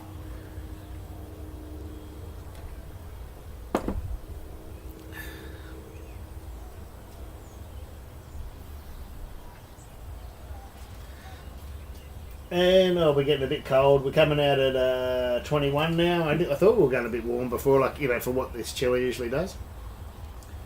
And I don't reckon it'll go lower than that, because the groundwater's got to be 20 degrees today at least. Our pipes here are really close to the surface. Only takes a couple of days of warm weather and our water's warm.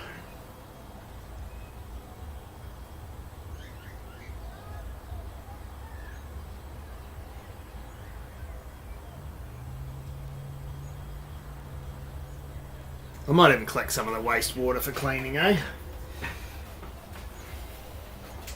Got the buckets here, we might as well use it.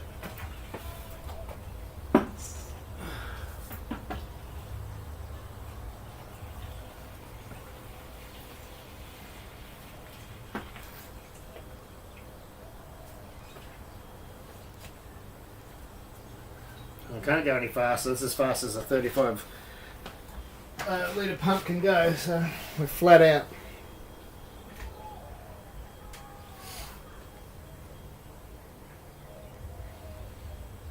Oh no, I've been going 3 hours.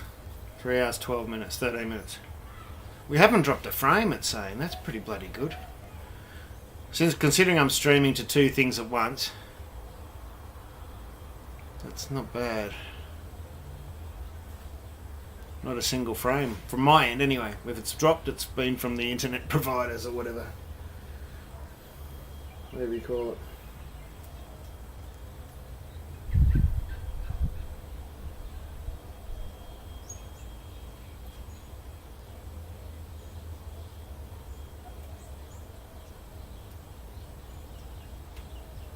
I'm really looking forward to using the Viva thing again. And not that I had to do much. As I said, I just set it up and it just worked. It surprised the hell out of me. The only thing I want to change or set up properly is the joiner things, the joiner cables. I sort of threw it together on there the day I used it, and I hadn't sealed it all up properly. So I used flour and water just to seal it up like old school, and it just worked a treat. It just worked instantly. I wasn't gonna, because it was at temperature, I wasn't gonna unscrew everything and screw things back up. So I just threw that on 2 joints, and bang, it was just perfect. But yeah, I've got to fix those up, because after I'd set it up for the video of the opening, it sat here on the floor of the garage and was just shifted around, you know, for a good month or two.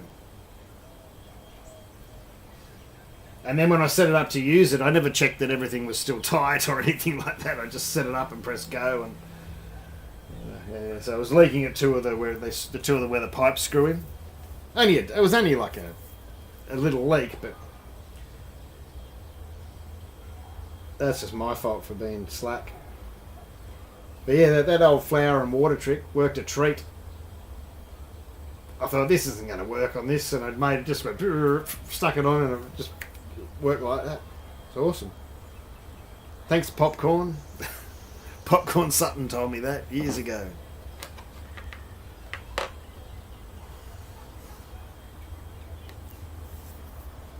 Looks alright there, Goose? Oh, cool. Well, there's my bucket full.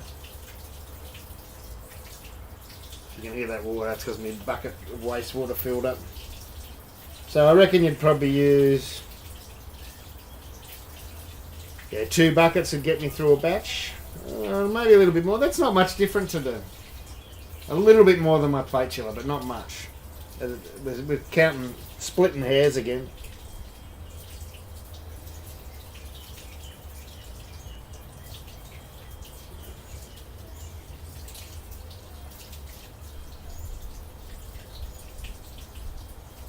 That's 17 litres we've got out so far, roughly. If my fermenter's sitting straight.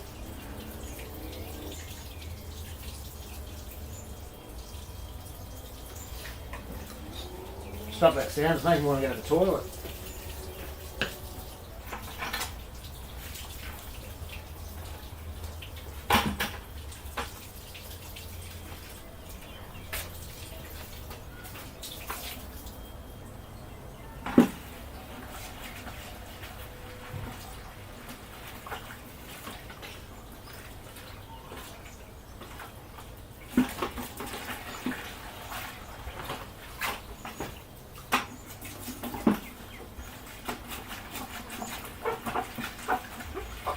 I should be watching it, but I'm just cleaning some stuff with the hose and the water's coming in.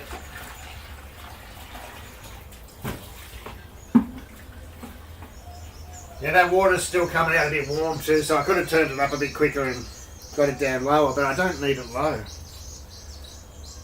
We're sitting under 20 degrees now. I know you probably can't see that.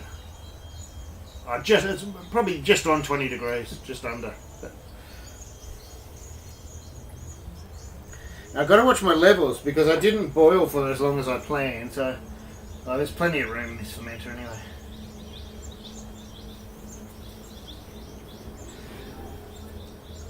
We've already got 21 litres.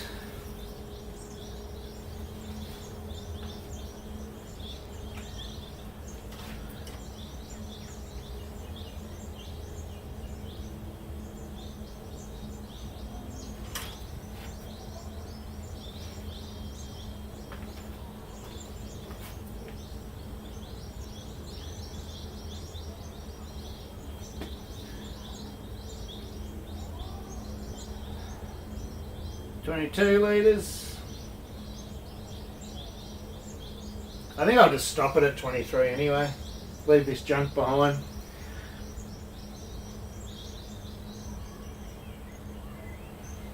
Yeah, that'll do. That'll do. 23 litres. Is that going to keep siphoning? Probably. Oh no, it stopped. Good. What I will do though, before it drains out, even though it's just drained out, is take some cooled wort for a sample. I'll just turn that pump back on.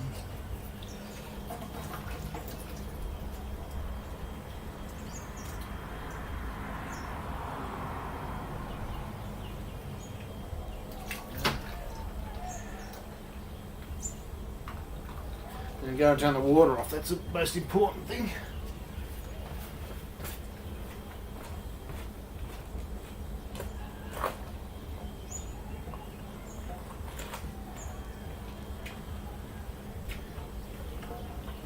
Yeah, I just filled up that second bucket too.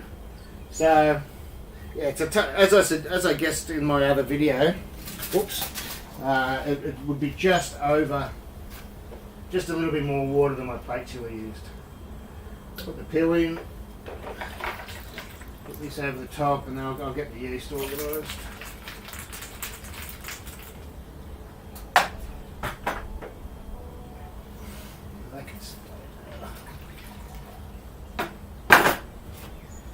I'll just weigh out some yeast. I'll put in 80 grams just to take a reading and stuff. I need something clean.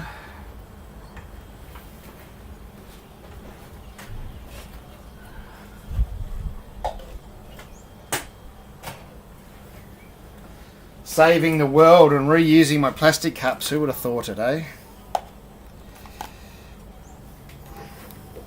I don't want my chillin' to die in flames. I can't remember what I used last time. I think it was 70 grams or something. I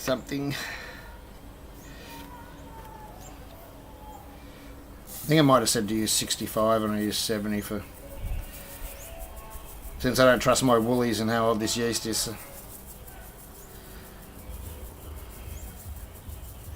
Someone's partying. There's dance music going. Is the football finish yet? Like the AFL? Or? I don't even know.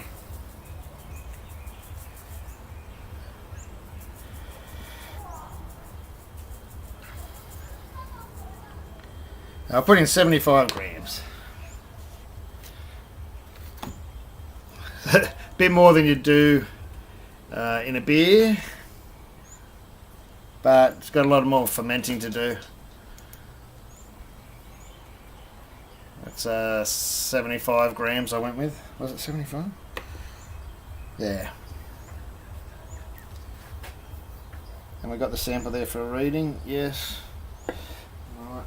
Yes, can go in. And he's just gone all over me pill. I'll give it a shake. I could probably leave this out overnight. I don't even have to put it in the fermenter. I mean in the fermenting fridge. Although it's Melbourne, it could be 5 degrees by the morning. They're windy, everything's blowing off. Where did I see my... I had it here a second ago. One of these things.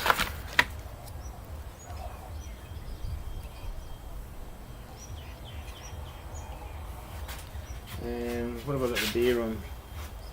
I reckon I got the beer on the red. Okay, I probably should shake it up before I do that. It'll be alright. Oh, the pies one, did they? Is it all over?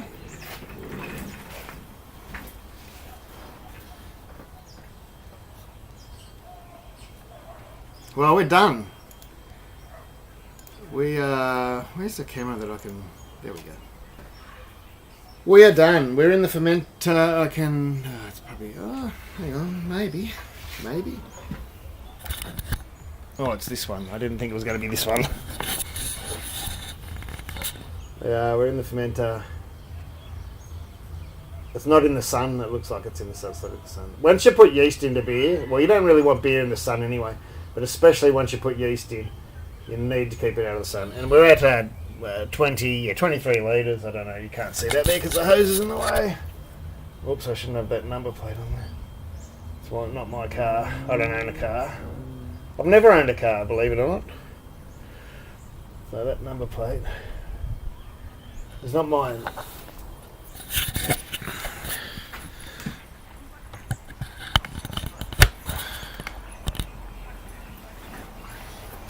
Alright, thanks for hanging out. I've got to go. I'm rushing off today. Usually I sit here and chat for an hour and have a beer, but I'm... reading. I'll take a reading first. I'm doing my stream tonight, and that usually starts at 8:30. It's now 6:30. Means I got to go and eat, shower, and do all that sort of stuff. See what the kids are doing before I start streaming again. Why do I do this to myself?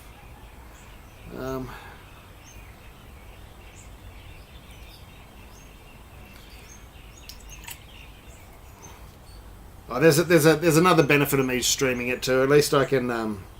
Shit, that's all starting to. Wonder if I can get a clearer sample from the.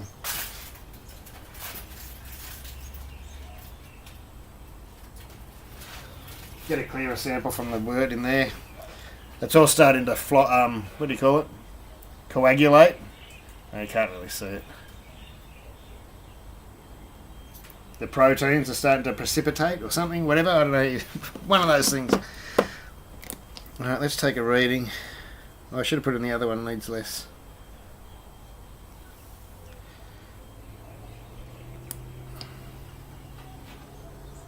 That's saying 68, and that's what we guessed, isn't it? That is saying 68. Hang on, I should do it on my other phone so I can take a... There you go. So I told you that's one good thing about all these calculators. The most accurate ones are the water adjusters. And the other ones that are accurate are the hot water, cold water.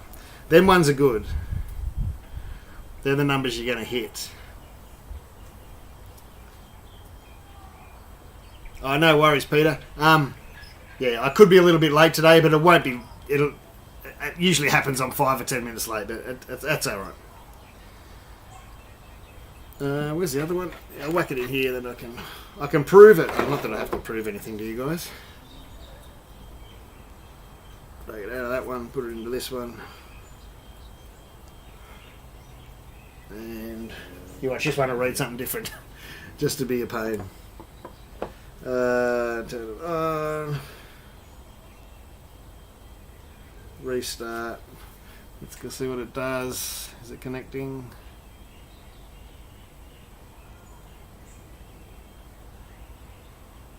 $73. I trust this one more. No, well, that's reading 73. 68 sounds perfect. No, actually, no. What do we? No, 68 sounds like what it suggested. Smart ref's being weird. It's kind of why I haven't done a video on this yet, and they're getting in trouble, but I can't get it to be consistent. At that other reading we did at the start, it read exactly the same as this other one. And then this happens every time I go to do a video. Oh, let's just try that again. 66. Anyway, where's our 68? How does that happen? I don't get it. I'll send them this and watch them because they're hassling me why I haven't done a video, and it's just these inconsistencies that was the same wort that went from 78 or whatever it was, 70 something to 66. I don't get it.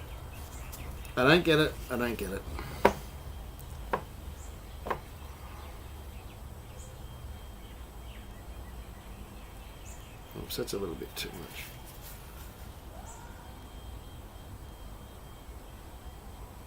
Someone's got an alarm or something going off. Look at his beep, beep, beep, beep, beep. Let's try that again. This one's still saying 66. But I trust this one more. You always trust the one that gives you the number you wanted at the first reading, don't you? That's the way it works with the readers. And like I tell everyone, like people go, the pills aren't accurate or that's not accurate. And I said, if you've got them all together, it's very rare. Like sometimes you get pretty close, but it's pretty rare that they all read the same. Like between a hydrometer and a refractometer and one of these, or easy dens. So I should have used easy dens. Easy dens will be right. Let's do that. Everything's here. Maybe everything's here. Maybe it isn't. Where's the empty tube? Oops, knocking things over. There it is. No, that's not it. What the fuck is it? Excuse my language. I'm not looking over there now. It should be here. Too many tubes. There it is. There it is. This tube. Stick it in the easy dens. I much more trust the Easy Dens.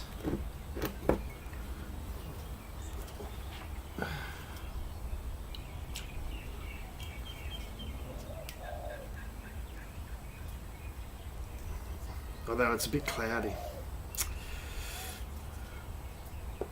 Alright, you can't see what I'm doing. It doesn't matter. Trust me, I'm using the Easy Dens.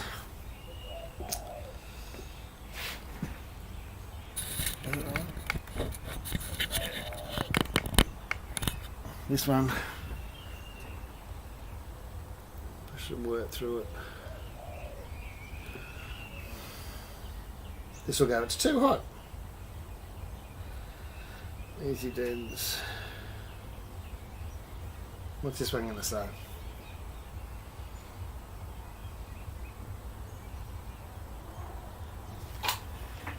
$68, see? I told you, that's the one I trust. They're the two I trust. This one's weird. I don't get it. And I'll be sending this to Anton Parr. Bizarre. I don't know why the other one plays up, but the Easy Dens is always right. And so is my old cheapo Chinese one. There's a good example to send them.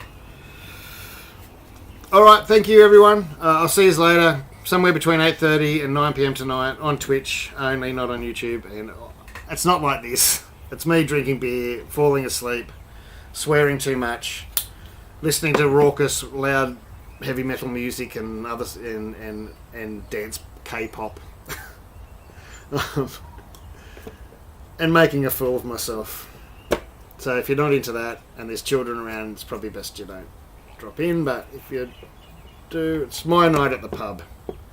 We can talk about brewing a beer if you want to, and I offer, I'm drinking my home brews. And, some days some streams we talk about beer for hours. Sometimes we don't talk about it at all because no one brings it up. Now I've got to wash this. That's the only problem with this. All right, take it easy. Love yous all. Thanks for hanging around. Thanks for the tip before. Have a good weekend. I hope your team won or wins tomorrow and today. Take it easy. I've got to stop. YouTube.